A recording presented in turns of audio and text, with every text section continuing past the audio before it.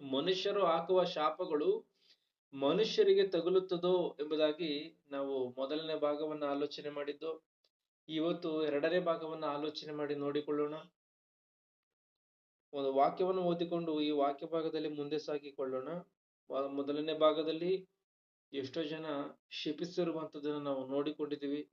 ಆ ಶಾಪಕ್ಕೆ ತಕ್ಕಂತೆನೇ ಅವರು ಶಪಿಸಿರುವಂತ ಆ ಶಾಪಕ್ಕೆ ತಕ್ಕಂತೆ ಕೇಡು ಬಂದಿರುವಂತದನ್ನು ಕೂಡ ನೋಡಿದ್ದೀವಿ.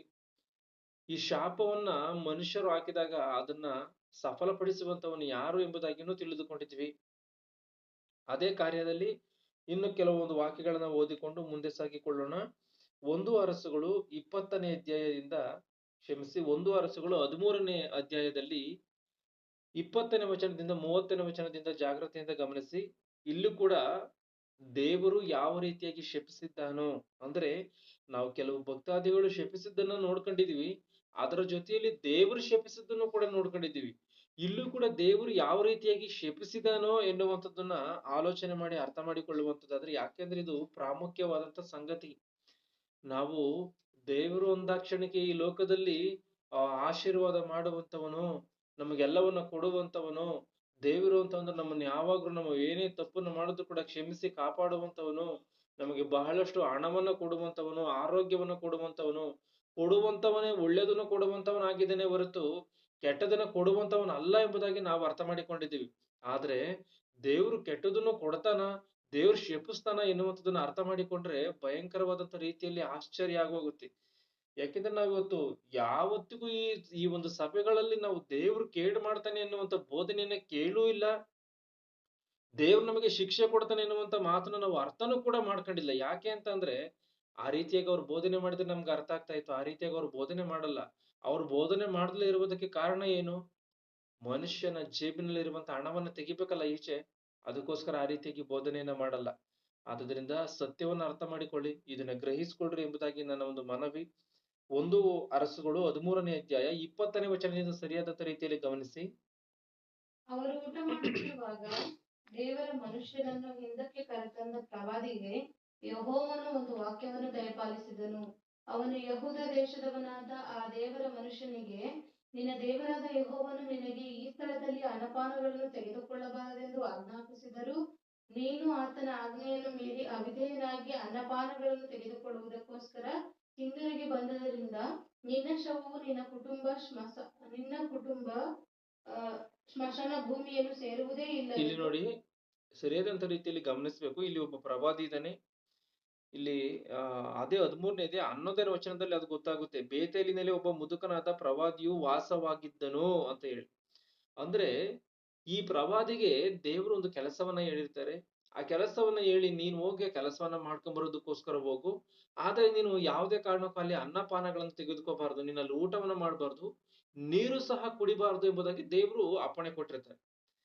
ದೇವರು ಅಪ್ಪಣೆ ಕೊಟ್ಟಿದ್ದಾಗ ಏನಾಗುತ್ತೆ ಇಲ್ಲಿ ಅಂತ ಅಂದ್ರೆ, ಅವರು ಅವನು ಹೋಗಿದ್ದಾನೆ, ಆ ಕೆಲಸವನ್ನ ಮಾಡಿಕೊಂಡು ಹೋಗಿದ್ದಂತ ಸಮಯದಲ್ಲಿ ಇನ್ನೊಬ್ಬನು ಬಂದು, ಇನ್ನೊಬ್ಬ ನಾನು ಪ್ರವಾದಿ ಎಂಬುದಾಗಿ ಆತನು ಹೇಳಿಕೊಂಡು ನೀನು ಊಟವನ್ನ ಮಾಡು ಎಂಬುದಾಗಿ ಕರ್ಕೊಂಬರ್ತಾನೆ. ಅವನ್ ಏನ್ ಮಾಡ್ತಾನೆ, ಓ ಈತನು ಪ್ರವಾದಿನ ಎಂಬುದಾಗಿ ಈತನ ಏನ್ ಮಾಡಿರ್ತಾನೆ, ಓ ಎಲ್ಲೋ ಮೋಸ್ಟ್ಲಿ ದೇವ್ರು ನನ್ನ ಕೈಲಿ ಹೇಳಿಲ್ಲ, ಈತನ ಕೈಲಿ ಹೇಳಿರ್ಬೋದು ಅಂತ ಹೇಳಿ ಹೋಗ ಆತನು ಅಲ್ಲಿ ಊಟ ಮಾಡ್ಬಿಟ್ಟು ನೀರು ಕುಡಿತಾನೆ. ಅಂದ್ರೆ ಈತನ ಅನ್ನಪಾನಗಳೆಲ್ಲ ತೆಗೆದುಕೊಳ್ತಾನೆ. ದೇವರ ಮಾತನ್ನ ಮೀರ್ತಾನೆ. ಆಲೋಚನೆ ಮಾಡಿ, ಇಲ್ಲಿ ಅನ್ನಪಾನಗಳನ್ನ ತೆಗೆದುಕೊಳ್ಬಾರ್ದು ಎಂಬುದಾಗಿ ದೇವರು ಇವನಿಗೆ ಖಚಿತವಾಗಿ ಹೇಳಿದ್ರು ಕೂಡ ಇನ್ನೊಬ್ಬ ಪ್ರವಾದಿ ಬಂದು ನಿನ್ನನಿಗೆ ದೇವರು ಹೇಳಿದ್ದಾನೆ ನೀನು ಬಾ ಇಲ್ಲಿ ಎಂಬುದಾಗಿ ಈತನ ಕರೀತಿದ್ದಂಗೆನೆ ಈತನ ಏನ್ ಮಾಡ್ತಾ ಇದ್ದಾನೆ, ಅಲ್ಲಿ ಹೋಗ್ತಾ ಇದ್ದಾನೆ. ಅಂದ್ರೆ ಇಲ್ಲಿ ಮುಂದೆ ಏನ್ ನಡೀತದೆ ಗಮನಿಸಿ. 20ನೇ ವಚನದಿಂದ, ಅವರು ಊಟ ಮಾಡುತ್ತಿರುವಾಗ ದೇವರ ಮನುಷ್ಯನನ್ನು ಹಿಂದಕ್ಕೆ ಕರೆತಂದ ಪ್ರವಾದಿಗೆ ಯೆಹೋವನು ಒಂದು ವಾಕ್ಯವನ್ನು ದಯಪಾಲಿಸಿದನು.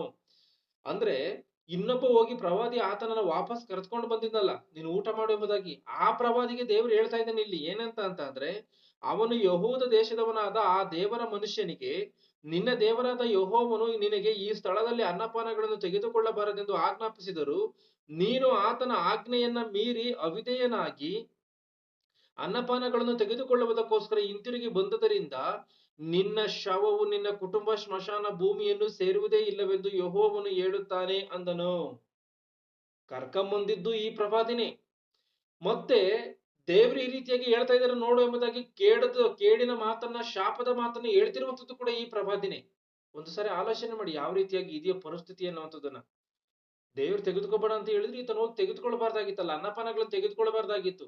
ಆದ್ರೆ ಆತನು ಕೂಡ ಪ್ರವಾದಿ ಅಲ್ವಾ, ಅವ್ನು ಹೇಳ್ಬಿಟ್ಟ ಎಂಬುದಾಗಿ ಈತನ ಕೇಳ್ಬಿಟ್ಟ. ಆದ್ರೆ ದೇವರ ಮಾತಿಗೆ ಬೆಲೆ ಕೊಟ್ಟಂತೆ ಆಗುತ್ತಾ? ಈಗ ಆದಾಮ ಅವಳು ಸೈತನ್ ಮಾತನ್ನ ಕೇಳ್ದಂಗೆ ಆಯ್ತು ಅಲ್ಲಿಗೆ. ಆದಾಮನು ಅವ್ವಳ ಮಾತನ್ನ ಕೇಳ್ದಂಗೆ, ಅವ್ವಳು ಸೈತನ ಮಾತನ್ನ ಕೇಳಿ ಅವ್ರ ತಪ್ಪನ್ನ ಮಾಡಿದ್ರಲ್ಲ, ಆ ರೀತಿಯಾಗಿ ಆಯ್ತು. ದೇವರೇ ಹೇಳ್ತಾ ಇದ್ರು ಈತನ್ ತೆಗೆದುಕೊಂಡು ಈತನ ಹೋಗಿ ಊಟ ಮಾಡು ಎಂಬುದಾಗಿ, ಊಟ ಮಾಡ್ಬೇಕು ಎನ್ನುವಂತ ಪರಿಸ್ಥಿತಿ ಇದ್ರೆ ದೇವರೇ ಹೇಳ್ತಿದ್ರು. ಯಾಕಂದ್ರೆ ದೇವ್ರ ಭವಿಷ್ಯತ್ ಜ್ಞಾನ ಇಲ್ವಾ? ದೇವ್ರಿಗೆ ಏನನ್ನ ಮಾಡ್ಬೇಕು ಏನನ್ನ ಮಾಡಬಾರ್ದು ಎನ್ನುವಂತ ಅರಿವಿಲ್ವಾ ದೇವರಿಗೆ? ಖಚಿತವಾಗಿ ಇತ್ತು. ದೇವರು ಒಂದೇ ಸರಿ ದೇವರಿನ ಮನುಷ್ಯನ ರೀತಿಯಲ್ಲ ಎರಡೊಂದು ಮಾತನ್ನ ಮಾತಾಡೋದಕ್ಕೆ ಇಲ್ಲ. ಆದ್ರೆ ಒಂದೇ ಸರಿ ನೇರವಾಗಿ ಆತನ ಉತ್ತರವನ್ನ ಕೊಟ್ಟಿದ್ದಾನೆ, ನಿನ್ನ ಅನ್ನಪಾನಗಳು ತೆಗೆದುಕೋಬಾರದು ಅಂತ. ಇನ್ನೊಬ್ಬ ಪ್ರವಾದಿ ಬಂದಿದ್ರು ಕೂಡ ಈತನ ಏನ್ ಹೇಳ್ಬೇಕಾಗಿತ್ತು? ದೇವ್ರು ನನಗಿಲ್ಲ ಅನ್ನಪಾನಗಳನ್ನು ತೆಗೆದುಕೊಳ್ಳೋದಕ್ಕೋಸ್ಕರ ಅನುಮತಿ ಕೊಟ್ಟಿಲ್ಲ. ಒಂದ್ ವೇಳೆ ನಾನು ಹೋಗಿ ಅಲ್ಲಿ ಅನ್ನಪಾನಗಳನ್ನು ತೆಗೆದುಕೊಳ್ಬೇಕು ಅಂದ್ರೆ ದೇವರೇ ನನಗೆ ಹೇಳ್ತಾರೆ, ನಾನು ಅವಾಗ ತೆಗೆದುಕೊಳ್ತೀನಿ. ಆದ್ರಿಂದ ನಾನು ಇವಾಗ ತೆಗೆದುಕೊಳ್ಳೋದು ಎಂಬುದಾಗಿ ಇವನು ವಾಪಸ್ ಹೋಗ್ಬೇಕಾಗಿತ್ತು. ಆದ್ರೆ ಆ ಕೆಲಸವನ್ನ ಮಾಡಿಲ್ಲ. ಇವನು ಅನ್ನಪಾನಗಳನ್ನ ತೆಗೆದುಕೊಂಡಂತ ಕಾರಣ ಇವನ ಕುಟುಂಬ ಸ್ಮಶಾನ ಭೂಮಿಯನ್ನು ಇವನ ಶವ ಸೇರಂಗಿಲ್ವಂತ. ಅಂದ್ರೆ ಇವನ ಅರ್ಥ ಏನು ಅಂದ್ರೆ, ಇವನ ಶವ ಮನೆಗೂ ಕೂಡ ಹೋಗಂಗಿಲ್ಲ, ಅವನ ಕುಟುಂಬಸ್ಥರನ್ನು ಉಣುವಂತ ಜಾಗವನ್ನ ಸೇರಂಗಿಲ್ಲ, ಇಲ್ಲೇ ಸಾಯ್ಬೇಕು ಅಂತ ಅದ್ರ ಅರ್ಥ. 22ನ ಗಮನಿಸಿ. ಮೀರಿ ಅವಿಧೇಯನಾಗಿ ಅನ್ನಪಾನಗಳನ್ನು ತೆಗೆದುಕೊಳ್ಳುವುದಕ್ಕೋಸ್ಕರ ಹಿಂತಿರುಗಿ ಬಂದದರಿಂದ ನಿನ್ನ ಶವವು ಕುಟುಂಬ ಸ್ಮಶಾನ ಭೂಮಿಯನ್ನು ಸೇರುವುದೇ ಇಲ್ಲವೆಂದು ಯೆಹೋವನು ಹೇಳುತ್ತಾನೆ ಅಂದನು. ಅನ್ನಪಾನಗಳನ್ನು ತೆಗೆದುಕೊಂಡ ನಂತರ ಅವನು ತಾನು ಕರೆತಂದ ಪ್ರವಾದಿಗೋಸ್ಕರ ಕತ್ತೆಗೆ ತಡಿ ಹಾಕಿಸಿದನು. ವಾಪಸ್ ಕರ್ಕೊಂಬಂದಿದ್ನಲ್ಲ, ಅವನೇ ಕತ್ತೆಗೆ ತಡಿ ಹಾಕಿಸಿದನು. ಹೋಗು, ಇವ್ನು ಹೊರಡೋದಕ್ಕೋಸ್ಕರನ.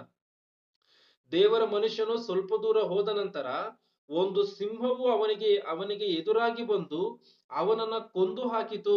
ಅವನ ಶವವು ದಾರಿಯಲ್ಲಿಯೇ ಬಿದ್ದಿತ್ತು. ಕತ್ತೆಯು ಸಿಂಹವು ಶವದ ಹತ್ತಿರ ನಿಂತುಕೊಂಡಿದ್ದವು. ಆಲೋಚನೆ ಮಾಡಿ, ಕತ್ತೆಗೆ ತಡಿ ಹಾಕಿಸಿದ್ದೇನೆ, ನೀನು ಬಂದಿಲ್ಲಿ ಊಟ ಮಾಡಿದ್ಯಾ, ನೀನು ಊಟ ಮಾಡಿರುವಂತದ್ದು ತಪ್ಪು, ನೀನ್ ಸತ್ತೇ ಸಾಯ್ತಿ ಎಂಬುದಾಗಿ ಹೇಳಿದ್ದೇನೆ. ಕರ್ಕೊಂಬಂದಿರುವಂತದ್ದು ಈ ಪ್ರವಾದಿನೇ, ಹಿಂಗಂತ ಹೇಳಿರುವಂತದ್ದು ಈ ಪ್ರವಾದಿನೇ, ಕತ್ತೆಗೆ ತಡಿ ಹಾಕಿಸಿರುವಂತದ್ದು ಈ ಪ್ರವಾದಿನೇ. ಇವನೇನ್ ಮಾಡಿದ್ದಾನೆ? ಬೇತೇಲಿನ ಪ್ರವಾದಿ ಏನ್ ಮಾಡಿದ್ದಾನೆ? ಮುದುಕನಾದಂತವನು ಈತನು ಕತ್ತೆಯ ಮೇಲೆ ಹೋಗೋದಕ್ಕೆ, ವಾಪಸ್ ಹೊರಟೋಗೋದಕ್ಕೆ, ಅಂದ್ರೆ ನನ್ನ ಮೇಲೆ ಗ್ಯಾರಂಟಿ ಕೇಡ್ ಬಂತು ಅಂತ ಹೇಳಿ ಈತನ ಅರ್ಥ ಮಾಡ್ಕೊಂಡೇನೆ ಹೊರಡೋದಕ್ಕೋಸ್ಕರ ಇವನು ಕತ್ತೆ ಮೇಲೆ ಹತ್ಕೊಂಡಿದ್ದಾನೆ. ಸ್ವಲ್ಪ ದೂರ ಹೋಗ್ತಿದ್ದಂಗೆ ಸಿಂಹ ಬಂದು ಈತನನ್ನ ಕೊಂದಾಕಿದೆ. ಇವನ ಶವ ದಾರಿಯಲ್ಲೇ ಬಿದ್ದೈತೆ. ಮತ್ತೆ ಸಿಂಹವನ್ನ ಮತ್ತೆ ಕತ್ತೆ ಎರಡು ಒಂದಾಗಿ ನಿಂತಿದ್ವು ಅಂತ. ಆಲೋಚನೆ ಮಾಡಿ, ಎಂತ ವಿಚಿತ್ರವಾದಂತ ಒಂದು ಕಾರ್ಯ ನಡೆದಿದ್ಯೋ ಅಲ್ಲಿ. ಅಂದ್ರೆ ಮುದುಕನನ್ನ ಕೊಂದಂತದ್ದು ಸಿಂಹಕ್ಕೆ ಕತ್ತೆಯನ್ನ ಕೊಲ್ಲೋದಕ್ಕಾಗ್ಲಿಲ್ವಾ? ಕತ್ತೆಯನ್ನ ಕೊಲ್ಲೋದಕ್ಕಾಗ್ಲಿಲ್ಲ ಅಂದ್ರೆ ಆಲೋಚನೆ ಮಾಡ್ಬೇಕು, ಇಲ್ಲಿ ದೇವರೇ ಅನುಮತಿ ಕೊಟ್ಟಿದ್ದಾರೆ ಅದಕ್ಕೆ, ಸಿಂಹಕ್ಕೆ, ಈತನನ್ನ ಹರಿ ಎಂಬುದಾಗಿ. ಅದರಂತೆ ಬಂದ್ ಮನುಷ್ಯನನ್ನ, ಆ ಪ್ರವಾದಿಯನ್ನ ಹರಿದು ಹಾಕಿದೆ, ಆದ್ರೆ ಕತ್ತೆಯನ್ನ ಮಾತ್ರ ತಿಂದಿಲ್ಲ. ಯಾವತ್ತಾದ್ರೂ ಕತ್ತೆ ಸಿಂಹ ಜೊತೆಯಾಗಿರುತ್ತಾ? ನಾವಿತ್ತು ಡಿಸ್ಕವರಿ ಚಾನೆಲ್ಗಳಲ್ಲಿ, ನ್ಯಾಷನಲ್ ಜಿಯೋಗ್ರಫಿಕ್ ಚಾನೆಲ್ಗಳಲ್ಲೆಲ್ಲ ನಾವು ಕೆಲವೊಂದು ಅನಿಮಲ್ ಚಾನೆಲ್ಗಳಲ್ಲೆಲ್ಲ ನೋಡಿದೀವಿ. ಸಸ್ಯಾಹಾರಿ ಪ್ರಾಣಿಗಳು, ಮಾಂಸಾಹಾರಿ ಪ್ರಾಣಿಗಳು ಒಟ್ಟಿಗೆ ಅವು ಇರದೇ ಇಲ್ಲ, ಒಟ್ಟಿಗೆ ನಿಲ್ಲೋದೂ ಇಲ್ಲ ಅವು. ಸಿಂಹವನ್ನ, ಹುಲಿಗಳನ್ನ ಕಂಡ್ರೆ ಸಸ್ಯಾಹಾರಿ ಪ್ರಾಣಿಗಳೆಲ್ಲ ಓಡಿ ಹೋಗ್ತವೆ. ಆದ್ರೆ ಕತ್ತೆಯು ಸಿಂಹವು ಎರಡು ಜೊತೆಯಲ್ಲಿ ನಿಂತಿದ್ವಂತೆ. ಇಲ್ಲಿದೆ ನೋಡಿ, ಕತ್ತೆಯು ಸಿಂಹವು ಶವದ ಹತ್ತಿರ ನಿಂತುಕೊಂಡಿದ್ದವು. ಯಾವ ರೀತಿಯಾಗಿ ದೇವರಿಂದ ಕೇಡು ಬರುತ್ತೋ ಎನ್ನುವಂಥದ್ದನ್ನ ಆಲೋಚನೆ ಮಾಡಿ.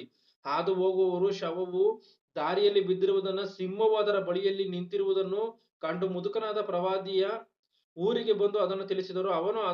ಅವನು ಹಿಂದಕ್ಕೆ ಕರಕೊಂಡು ಹೋಗಿದ್ದ ಪ್ರವಾದಿಯು ಈ ಸುದ್ದಿಯನ್ನು ಕೇಳಿ, ಆ ಶವವು ದೇವರ ಮನುಷ್ಯನದೇ ಆಗಿರಬೇಕು. ನೋಡಿ, ಈ ಪ್ರವಾದಿಗೆ ಗೊತ್ತಾಗಿದೆ ಖಚಿತವಾಗ್ಲಿ ಆತನ ದೇವರ ಮನುಷ್ಯನದೇ ಆಗಿರ್ಬೇಕು. ಯಾಕಂದ್ರೆ ಅವನು ತಪ್ಪು ಮಾಡ್ಬಿಟ್ನಲ್ಲ ಇಲ್ಲಿ ಬಂದು ಊಟ ಮಾಡಿ, ಆದ್ರಿಂದ ಅವನೇ ಸತ್ತಿರ್ತಾನೆ ಅಂತೇಳಿ ಈತನು ಕರೆಕ್ಟ್ ಆಗಿ ಗೊತ್ತಾಗಿದೆ.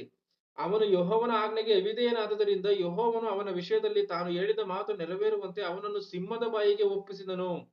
ಆತನು ಹೇಳಿದ ಮಾತು ನೆರವೇರುವಂತೆ ಸಿಂಹದ ಬಾಯಿಗೆ ಒಪ್ಪಿಸಿದನು. ಅದು ಅವನ ಮೇಲೆ ಹಾರಿ ಅವನನ್ನು ಕೊಂದು ಬಿಟ್ಟಿತು ಎಂದು ಹೇಳಿ ಕತ್ತೆಗೆ ತಡಿ ಹಾಕಬೇಕೆಂದು ಮಕ್ಕಳಿಗೆ ಆಜ್ಞಾಪಿಸಿದನು. ಅವರು ಹಾಕಿದರು.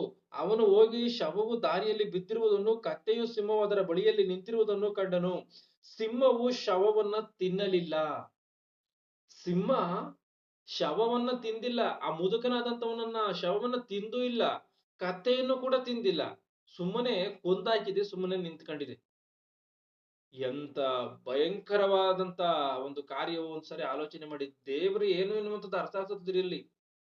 ದೇವರಿಂದ ಬರುವಂತ ಕೇಡು ಯಾವ ರೀತಿಯಾಗಿರ್ತದೋ ಅದು ಗೊತ್ತಾಗುತ್ತೆ. ಸಿಂಹವು ಶವವನ್ನ ತಿನ್ನಲಿಲ್ಲ, ಕತ್ತೆಯನ್ನು ಕೊಲ್ಲಲೂ ಇಲ್ಲ.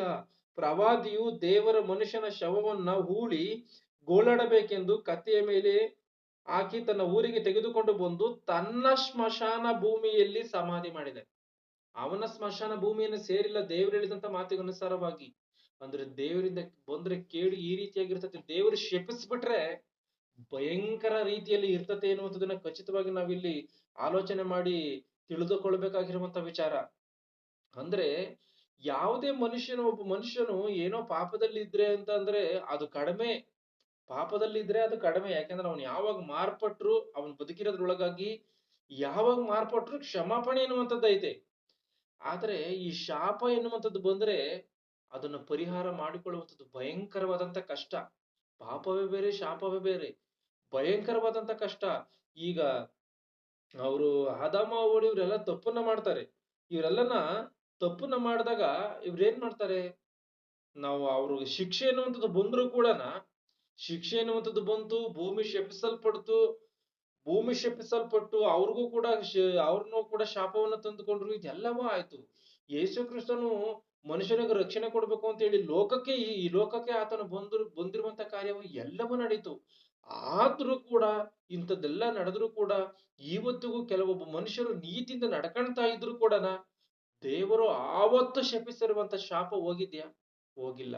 ಇವತ್ತಿಗೂ ಸ್ತ್ರೀಗೆ ಮಗುನ ಇರುವಂತ ಸಮಯದಲ್ಲಿ ನೋವು ಎನ್ನುವಂಥದ್ದು ಇವತ್ತಿಗೂ ಆ ಶಾಪ ಬರ್ತಾ ಇದೆ. ಹಾವು ಹೊಟ್ಟೆಯಲ್ಲಿ ಹರಿಬೇಕು ಎನ್ನುವಂತ ಶಾಪ ಇವತ್ತಿಗೂ ನಡೀತಾ ಇದೆ. ನೀನು ಬೆಳೆಯುವಂತ ಬೆಳೆಯಲ್ಲಿ ಬಹಳವಾಗಿ ಕಳೆಗಳು ಹುಟ್ಟುತ್ತೆ ಅನ್ನುವಂಥದ್ದು ಇವತ್ತಿಗೂ ನಡೀತಾ ಇದೆ. ಅಂದ್ರೆ ಈ ಶಾಪ ಇವತ್ತಿಗೂ ಮುಗುದಿಲ್ವಾ? ಆಲೋಚನೆ ಮಾಡಿ. ಶಾಪ ಎನ್ನುವಂಥದ್ದು ಎಂತ ಭಯಂಕರವಾದಂಥದ್ದೋ ಎನ್ನುವಂಥದ್ದನ್ನ ಯಾವುದೇ ಒಬ್ಬ ಮನುಷ್ಯನು ಯಾವುದೇ ಕಾರಣಕ್ಕೂ ಶಾಪವನ್ನ ತಂದುಕೋಬಾರದು. ಅದರಲ್ಲೂ ದೇವರು ಶಪಿಸದಂತೆ ನೋಡ್ಕೋಬೇಕು. ದೇವರು ಶಪಿಸ್ಬಿಟ್ನ ಯಾವ ಮನುಷ್ಯನಾದ್ರು ಅವನ ಕತೆ ಭಯಂಕರದಲ್ಲೇ ಭಯಂಕರ. ಅದು ಈ ಲೋಕಕ್ಕೆ ಮಾತ್ರವೇ ಅಲ್ಲ, ಇನ್ನೊಂದು ಲೋಕಕ್ಕೂ ಕೂಡ ಅದು ಅದರ ಒಂದು ಪ್ರಭಾವ ಅಷ್ಟಾಗಿ ಇರ್ತತಿ. ಯಾವುದೇ ಕಾರಣಕ್ಕೂ ದೇವರು ಶಪಿಸದಂತ ರೀತಿಯಲ್ಲಿ ನಾವು ನೋಡ್ಕೊಂಡು ಜಾಗೃತರಾಗಿ ಇರ್ಬೇಕು. ಆದಾಮನಾಗಿರ್ಬೋದು, ಅವ್ವಳಾಗಿರ್ಬೋದು, ಈ ಭೂಮಿ ಆಗಿರ್ಬೋದು, ಇವೆಲ್ಲವೂ ಕೂಡ ಶಪಿಸಲ್ಪಟ್ಟಿದೆ. ಈ ಭಯಂಕರವಾದಂತ ರೀತಿಯಲ್ಲಿ ಶಾಪಕ್ಕೆ ಇವತ್ತಿನ ದಿನದವರೆಗೂ ಅಂದ್ರೆ 6,000 ವರ್ಷಗಳ ಹಿಂದಲೂ ಕೂಡ ಶಾಪ ಎನ್ನುವಂಥದ್ದು ದೇವರ ಮಾತು ನೆರವೇರ್ತಾ ಇದೆ ಅಂತ ಅಂದ್ರೆ ಒಂದ್ಸಲ ಆಲೋಚನೆ ಮಾಡಿ.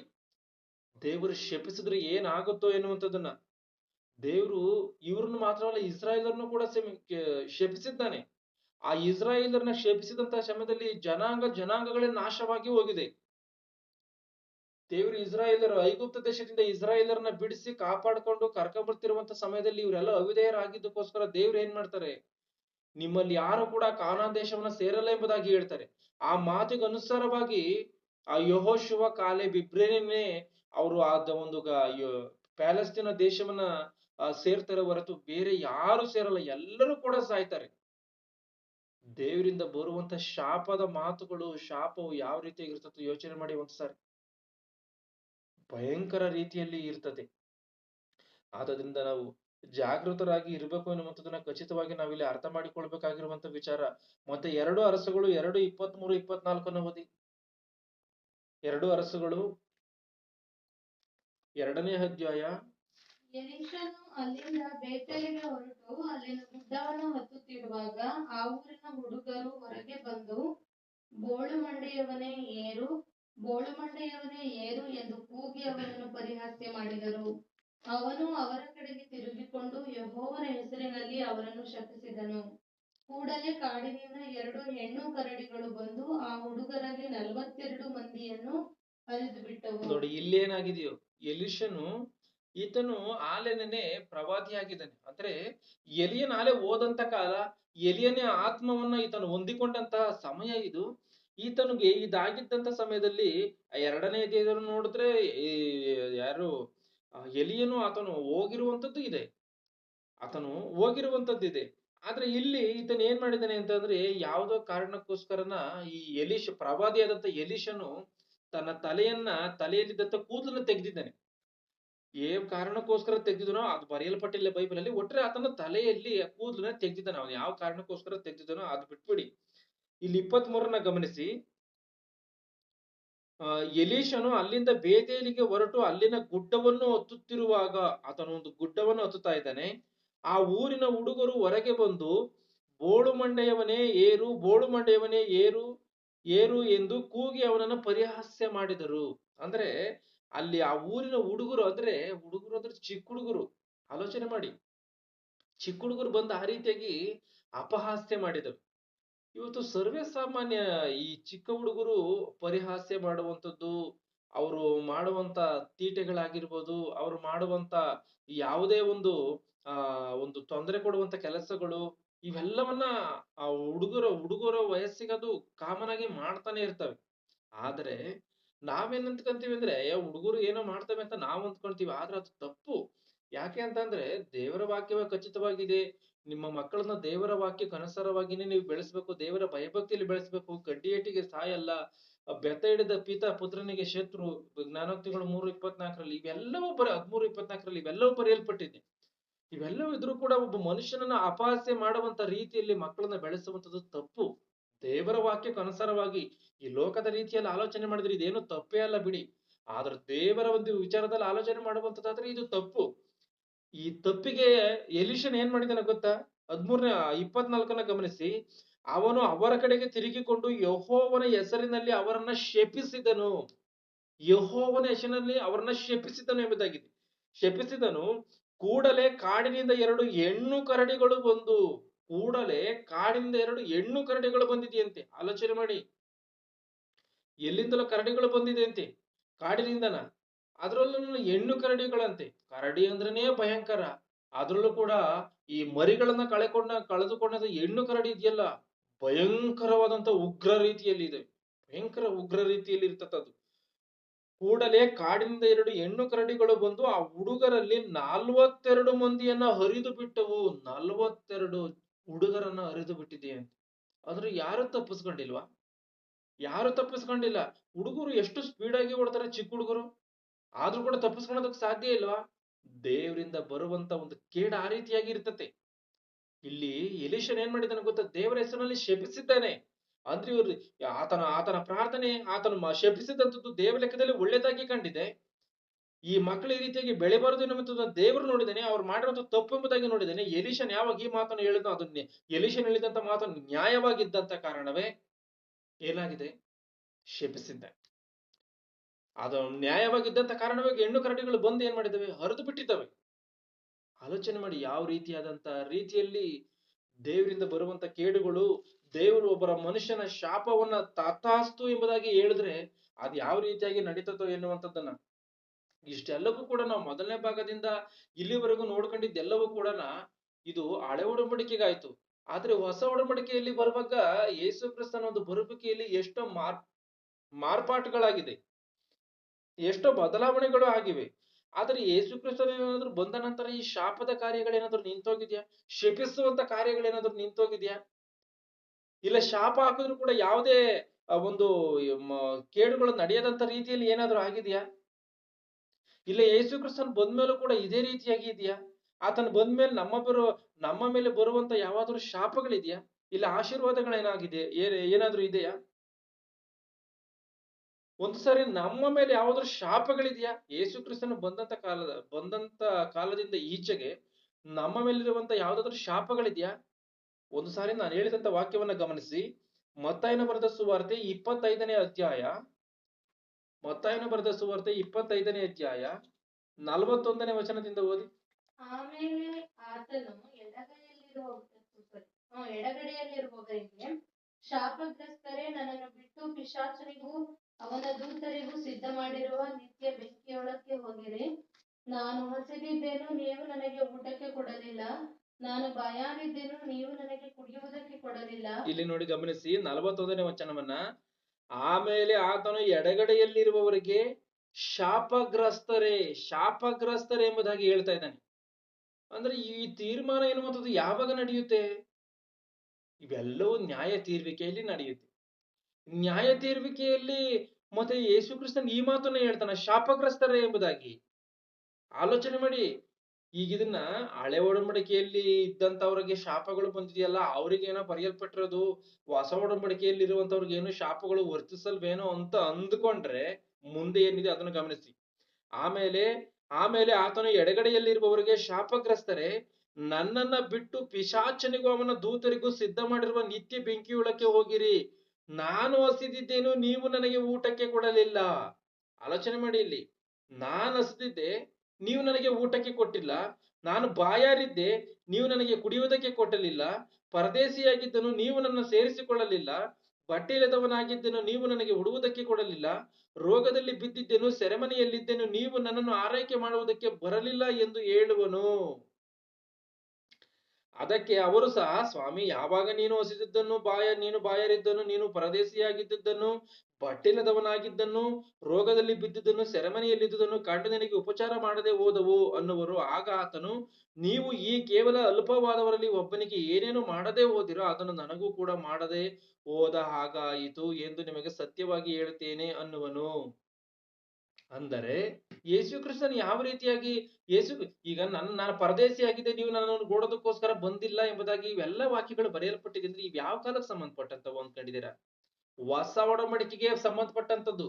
ಅಂದ್ರೆ ಕ್ರಿಸ್ತನು ಬಂದ ಮೇಲೆ, ಕ್ರಿಸ್ತನು ಈ ಲೋಕಕ್ಕೆ ಬಂದ ಮೇಲೆ ನಡೆದಿರುವಂತ ಕಾರ್ಯಗಳನ್ನೇ ಆತನು ಹೇಳ್ತಾ ಇದ್ದಾನೆ.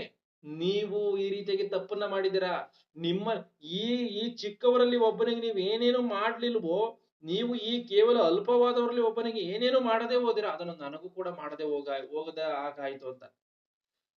ಆದ್ರೆ ಹೊಸ ಒಡಂಬಡಿಕೆಯಲ್ಲಿ ಆಗಿರ್ಬೋದು, ಹಳೆ ಒಡಂಬಡಿಕೆಯಲ್ಲಿ ಆಗಿರ್ಬೋದು, ಶಾಪ ಎನ್ನುವಂಥದ್ದು ನಿಲ್ಲದೇ ಇಲ್ಲ ಅಂತ ಅರ್ಥ ಆಯ್ತು ಅಲ್ಲಿಗೆ. ಹಳೆ ಒಡಂಬಡಿಕೆಯಲ್ಲಿ ತಪ್ಪು ಮಾಡಿದ್ರು ತಪ್ಪೆ, ಶಾಪ ಬರುತ್ತೆ. ಹೊಸ ಒಡಂಬಡಿಕೆಯಲ್ಲಿ ತಪ್ಪು ಮಾಡಿದ್ರು ತಪ್ಪೆ, ಶಾಪ ಬರುತ್ತೆ. ಆಲೋಚನೆ ಮಾಡಿ ಯಾವ ರೀತಿಯಾಗಿ ಇದೆಯೋ ಎನ್ನುವಂಥದ್ದನ್ನ. ಯೇಸು ಕ್ರಿಸ್ತನ್ ಬಂದ್ಮೇಲೆ ಏನೋ ಶಾಪಗಳು ಬರಲ್ಲ ಅಂತ ನಾವ್ ಅಂದ್ಕೊಂಡಿದೀವ? ಯಾವ ಯಾವ ಸಭೆಯಲ್ಲಾದ್ರೂ ಈ ಶಾಪದ ಮಾತುಗಳನ್ನ ಬೋಧನೆ ಮಾಡ್ತಾರ? ಸೈತನನ ವಿಷಯದಲ್ಲಿ ಬೋಧನೆಯನ್ನ ಮಾಡ್ತಾರ? ಯಾರು ಮಾಡಲ್ಲ.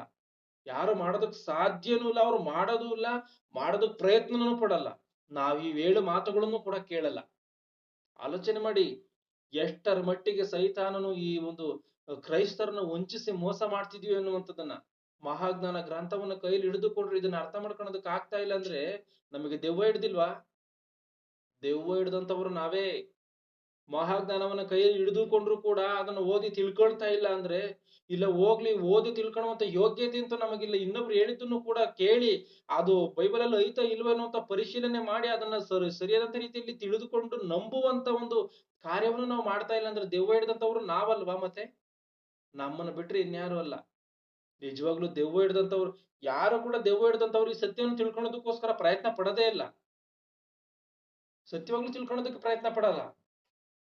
ಯೇಸು ಕ್ರಿಸ್ತನಿಗೆ ಯಾವೊಬ್ಬ ಮನುಷ್ಯನಿಗೆ ಉಪಕಾರವನ್ನ ಮಾಡದೆ ಹೋಗ್ತೀವೋ, ಯಾವೊಬ್ಬ ಮನುಷ್ಯನಿಗೆ ಸತ್ಕಾರವನ್ನ ಮಾಡದೆ ಹೋಗ್ತೀವೋ, ಯಾವ ಮನುಷ್ಯನಿಗೆ ನಾವು ಕಷ್ಟದಲ್ಲಿದ್ದಾಗ ಸಹಾಯ ಮಾಡದಲ್ಲೇ ಹೋಗ್ತೀವೋ, ಇವರೆಲ್ಲರೂ ಶಾಪಗ್ರಸ್ತರಂತೆ. ಶಾಪಗ್ರಸ್ತರೇ, ನೀವೆಲ್ಲರೂ ನರಕಕ್ಕೆ ಹೋಗ್ರಿ ಎಂಬುದಾಗಿ ಹೇಳ್ತಾ ಇದ್ದಾನೆ. ಅಂದ್ರೆ ಒಂದ್ಸರಿ ಆಲೋಚನೆ ಮಾಡಿ. ಇವತ್ತು ಯೇಸು ಕ್ರಿಸ್ತನ್ ನೀವು ಸತ್ಕಾರವನ್ನ ಮಾಡಿಲ್ಲ, ನೀವು ಆತವರಿಗೆ ಬಟ್ಟೆಯನ್ನ ಕೊಟ್ಟಿಲ್ಲ, ನೀವು ಉಡುವುದಕ್ಕೆ ಕೊಟ್ಟಿಲ್ಲ, ಊಟವನ್ನ ಕೊಟ್ಟಿಲ್ಲ, ನಾನು ಆರೋಗ್ಯದಲ್ಲಿದ್ದಂತ ಸಮಯದಲ್ಲಿ ನೀವು ನೋಡ್ಕೊಂಡಿಲ್ಲ, ಆರೈಕೆ ಮಾಡಿಲ್ಲ ಎಂಬುದಾಗಿ ಇದನ್ನೆಲ್ಲ ಹೇಳ್ತಾ ಇದ್ದಾನಲ್ಲ. ಇವತ್ತು ನಮ್ಮ ಕಾರ್ಯಗಳನ್ನ ನಾವು ಈ ಲೋಕದಲ್ಲಿ ನೋಡುವಂತದ್ದಾದ್ರೆ ಕೆಲವೊಂದು ಸಮಯಗಳಲ್ಲಿ ಕೆಲವೊಬ್ಬ ಮನುಷ್ಯರನ್ನ ದ್ವೇಷ ಮಾಡ್ತಾ ಇದ್ದಾರೆ. ದ್ವೇಷವನ್ನ ಮಾಡ್ತಾ ಇದ್ದಾರೆ. ಅಂದ್ರೆ ನೀವು ಆರೈಕೆ ಮಾಡದಲ್ಲೇ ಇರುವಂತದ್ದೇ ಪಾಪ ಎಂಬುದಾಗಿ ಯೇಸು ಕ್ರಿಸ್ತನ್ ಹೇಳ್ತಾ ಇದ್ದಾನೆ. ಅಂದ್ರೆ ನಾವು ಆರೈಕೆ ಮಾಡದಲ್ಲೇ ಇರುವಂತದ್ದು ಮಾತ್ರವಲ್ಲ, ದ್ವೇಷವನ್ನೇ ಮಾಡ್ತಾ ಇದ್ದೀವಿ, ಮತ್ತೆ ಕೊಲೆಯನ್ನ ಮಾಡ್ತಾ ಇದ್ದೀವಿ, ಒಬ್ಬ ಮನುಷ್ಯನಿಗೆ ಕೇಡನ್ನ ಮಾಡ್ತಾ ಇದ್ದೀವಿ, ಕಷ್ಟಕ್ಕೆ ಒಳಪಡಿಸ್ತಾ ಇದ್ದೀವಿ. ಇದ್ರೆ ಇನ್ನೆಂತ ನರಕವ ಒಂದು ಸಾರಿ ಆಲೋಚನೆ ಮಾಡಿ. ಆರೈಕೆ ಮಾಡದಲ್ಲೇ ಇದ್ದಿದ್ದಕ್ಕೋಸ್ಕರವೇ, ಬಟ್ಟೆ ಕೊಡದಲ್ಲೇ ಇದ್ದಿದ್ದಕ್ಕೋಸ್ಕರವೇ, ನೋಡಿಕೊಳ್ಳದೆ ಇದ್ದಿದ್ದಕ್ಕೋಸ್ಕರವೇ ಇವ್ರು ನರಕಕ್ಕೆ ಹೋಗ್ರಿ ಎಂಬುದಾಗಿ ಯೇಸು ಕ್ರಿಸ್ತನ್ ಹೇಳ್ತಾ ಇದ್ದಾನೆ. ಅಂದ್ರೆ ಶಾಪಗ್ರಸ್ತನೆ ಅಂತ ಹೇಳಿ ಹೇಳ್ತಾ ಇದ್ದಾನೆ ಅಂದ್ರೆ ನಾವು ಭಯಂಕರ ರೀತಿಯಲ್ಲಿ ದ್ವೇಷ ಮಾಡ್ಕೊಂಡು, ಕೊಲೆಗಳನ್ನ ಮಾಡ್ಕೊಂಡು, ಇಕ್ಕಟ್ಟುಗಳನ್ನ ಕೊಟ್ಕೊಂಡು, ಒಬ್ಬನನ್ನ ದೋಚ್ಕೊಂಡು, ಇಂಥದನ್ನೆಲ್ಲ ಮನುಷ್ಯನಿಗೆ ಕೇಡನ್ನ ಮಾಡುವಂತ ರೀತಿಯಲ್ಲಿ ನಾವು ಬದುಕ್ತಾ ಇದ್ದೀವಿ ಅಂದ್ರೆ ಇನ್ನೆಂತ ನರಕವೋ ಒಂದು ಸಾರಿ ಆಲೋಚನೆ ಮಾಡ್ಬೇಕು. ಈ ನರಕದಲ್ಲಿ ಶಿಕ್ಷೆ ಎನ್ನುವಂಥದ್ದು ಇನ್ನ ಎಷ್ಟರ ಮಟ್ಟಿಗೆ ಹೆಚ್ಚಾಗಿರ್ತದೋ ಎನ್ನುವಂಥದ್ದನ್ನ ದಯಮಾಡಿ ಮಾತುಗಳನ್ನೆಲ್ಲವನ್ನ ಸ್ಪಷ್ಟವಾಗಿ ನಾವೆಲ್ಲ ಅರ್ಥ ಮಾಡಿಕೊಳ್ಬೇಕು. ಇಷ್ಟು ಮಾತ್ರವೇ ಅಲ್ಲ ಹೊಸ ಒಡಂಬಡಿಕೆಯಲ್ಲಿ 1 ಕೊರಿಂಥ 16ನೇ 22ನೇ ವಚನವನ್ನ ಓದಿ. 1 ಕೊರಿಂಥ 16ನೇ ಅಧ್ಯಾಯ 22ನೇ ವಚನವನ್ನ. ಯಾವನಾದರೂ ಕರ್ತನನ್ನು ಪ್ರೀತಿಸದಿದ್ದರೆ ಅವನು ಶಾಪಗ್ರಸ್ತನಾಗಲಿ. ಯಾವನಾದರೂ ಕರ್ತನನ್ನ ಪ್ರೀತಿಸ್ತಲೇ ಇದ್ರೆ ಅವನು ಶಾಪಗ್ರಸ್ತನಾಗ್ಬೇಕಂತೆ.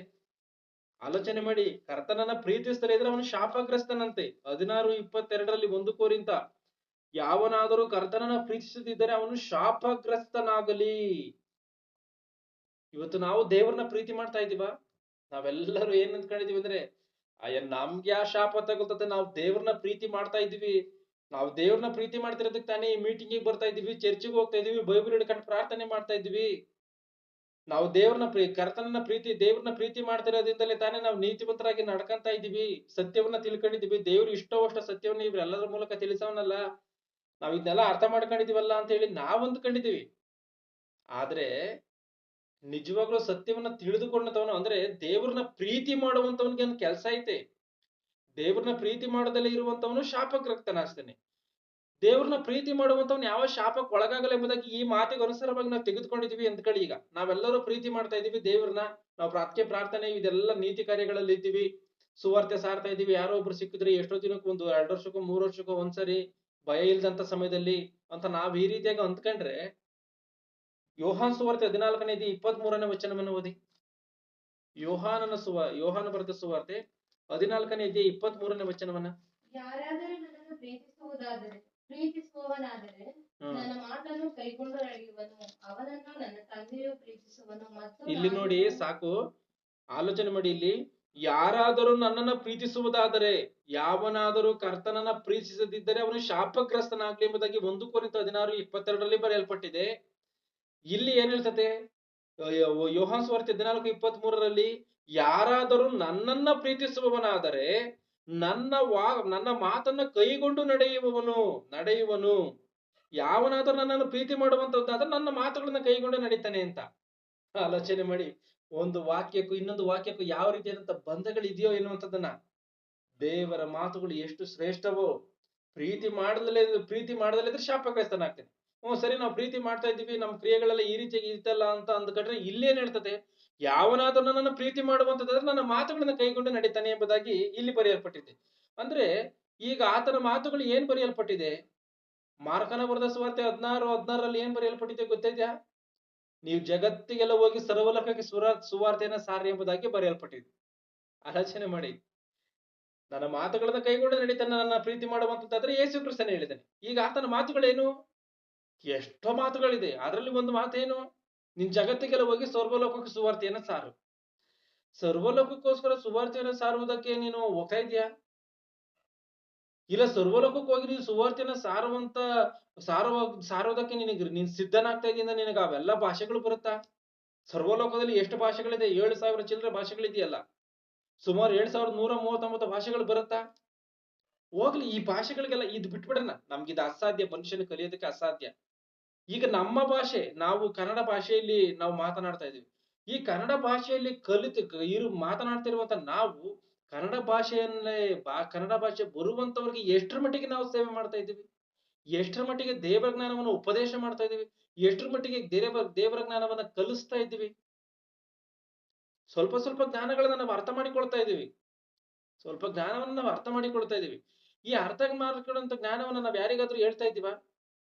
ನಾನ್ ಹೇಳ್ತಿರೋದು ನಮ್ಮ ಕನ್ನಡ ಭಾಷೆಯಲ್ಲಿ. ಕನ್ನಡ ಬರುತ್ತಾ ನಮ್ಗೆ? ಕನ್ನಡ ಭಾಷೆ ಇಲ್ಲ. ನಿಮ್ಗೆ ಏನಾದ್ರೂ ಬೇರೆ ಭಾಷೆ ಬರುತ್ತಾ? ಈ ಭಾಷೆಯಿಂದ ಆ ಭಾಷೆಗೆ ತರ್ಜೀವ ಮಾಡ್ಬೇಕಾಗಿರುವಂತದ್ದು ನಿಮ್ಮ ಕೆಲಸ. ಆಲೋಚನೆ ಮಾಡಿ. ಇದಂತೂ ನೀವು ಮಾಡ್ಬೇಕು.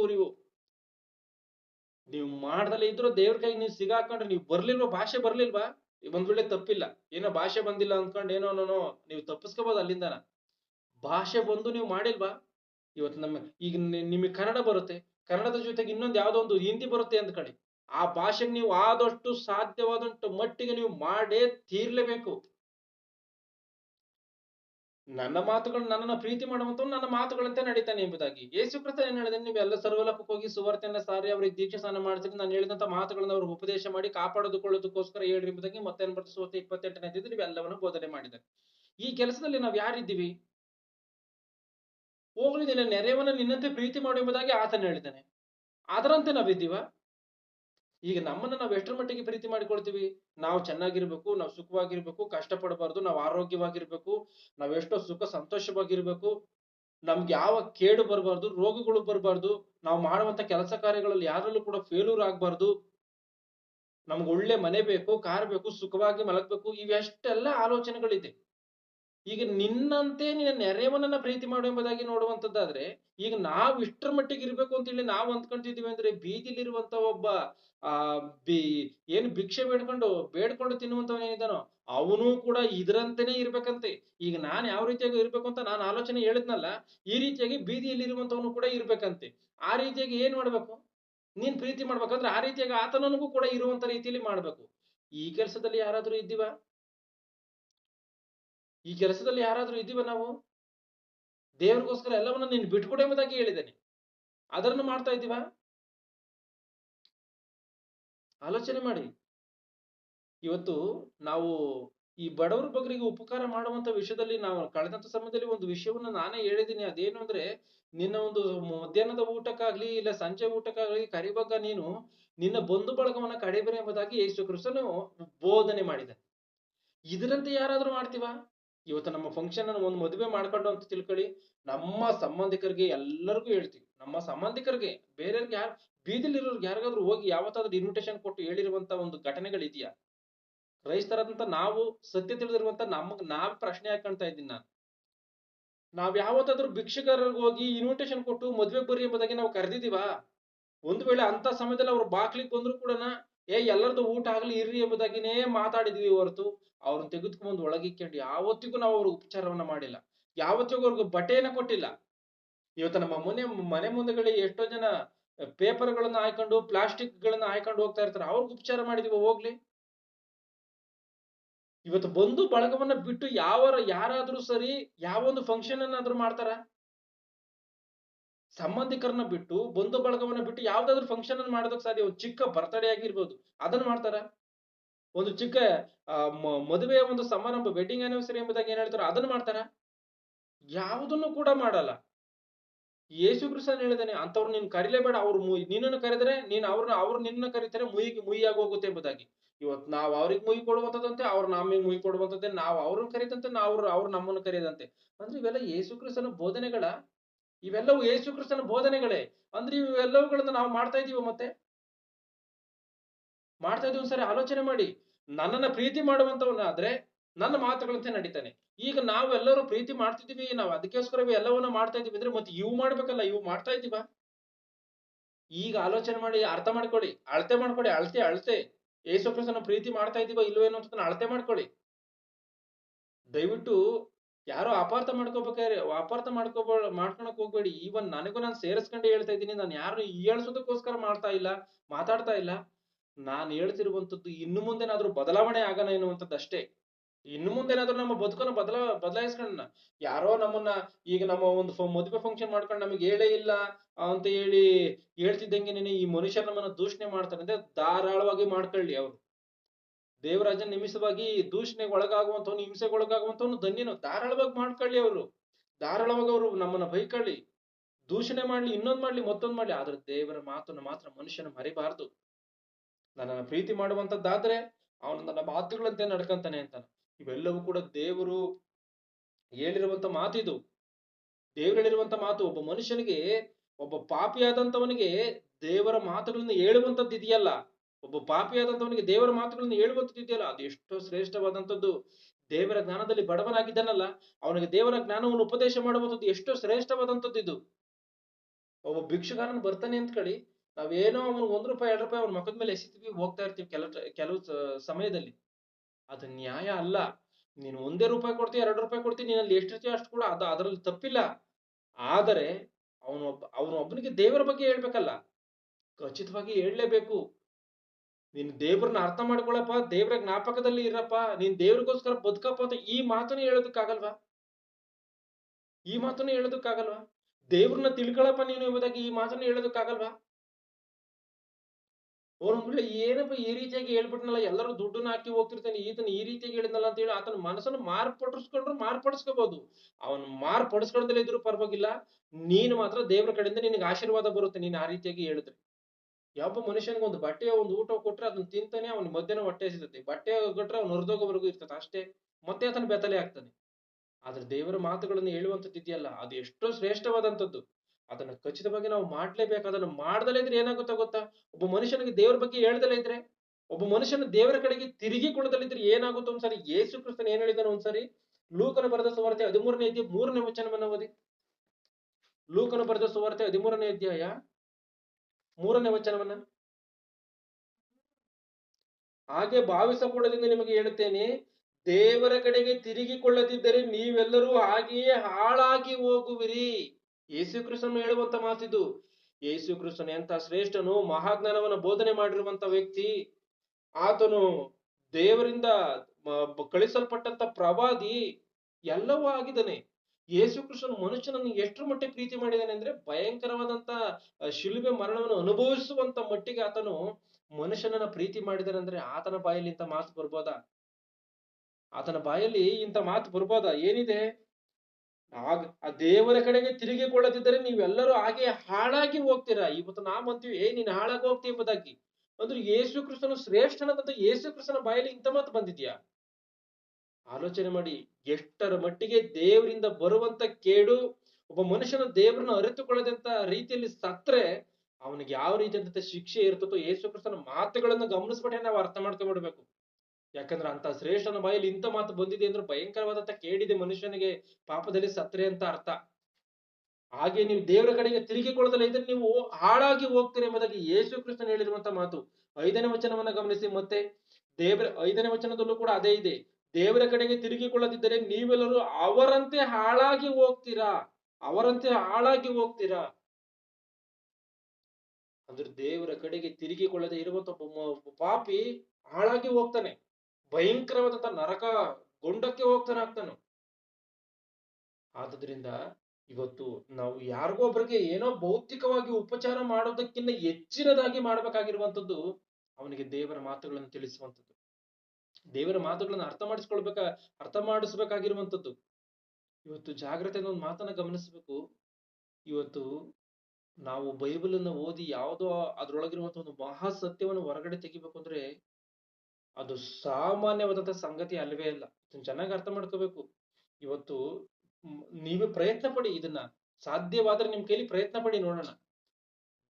ಎಷ್ಟೋ ದಿನಗಳಿಂದ ನೀವು ಬೈಬಲ್ ನಿಮ್ಮ ಜೊತೆಯಲ್ಲಿ ಇಟ್ಕೊಂಡಿದ್ದೀರಾ, ಎಷ್ಟೋ ದಿನದಿಂದ ಬೈಬಲ್ ಅನ್ನು ಕೂಡ ಓದಿದ್ದೀರಾ. ಆದ್ರೆ ಅದ್ರೊಳಗಿಂದ ಇಂಥ ಯಾವ್ದಾದ್ರು ವಿಷಯಗಳನ್ನು ತೆಗೆಯೋದಕ್ಕೆ ಇವನ್ ನಾನು ಸೇರಿಸ್ಕೊಂಡು ಹೇಳ್ತೇನೆ, ನಮ್ ಕೈಲಿ ಆಗಿದ್ಯಾ?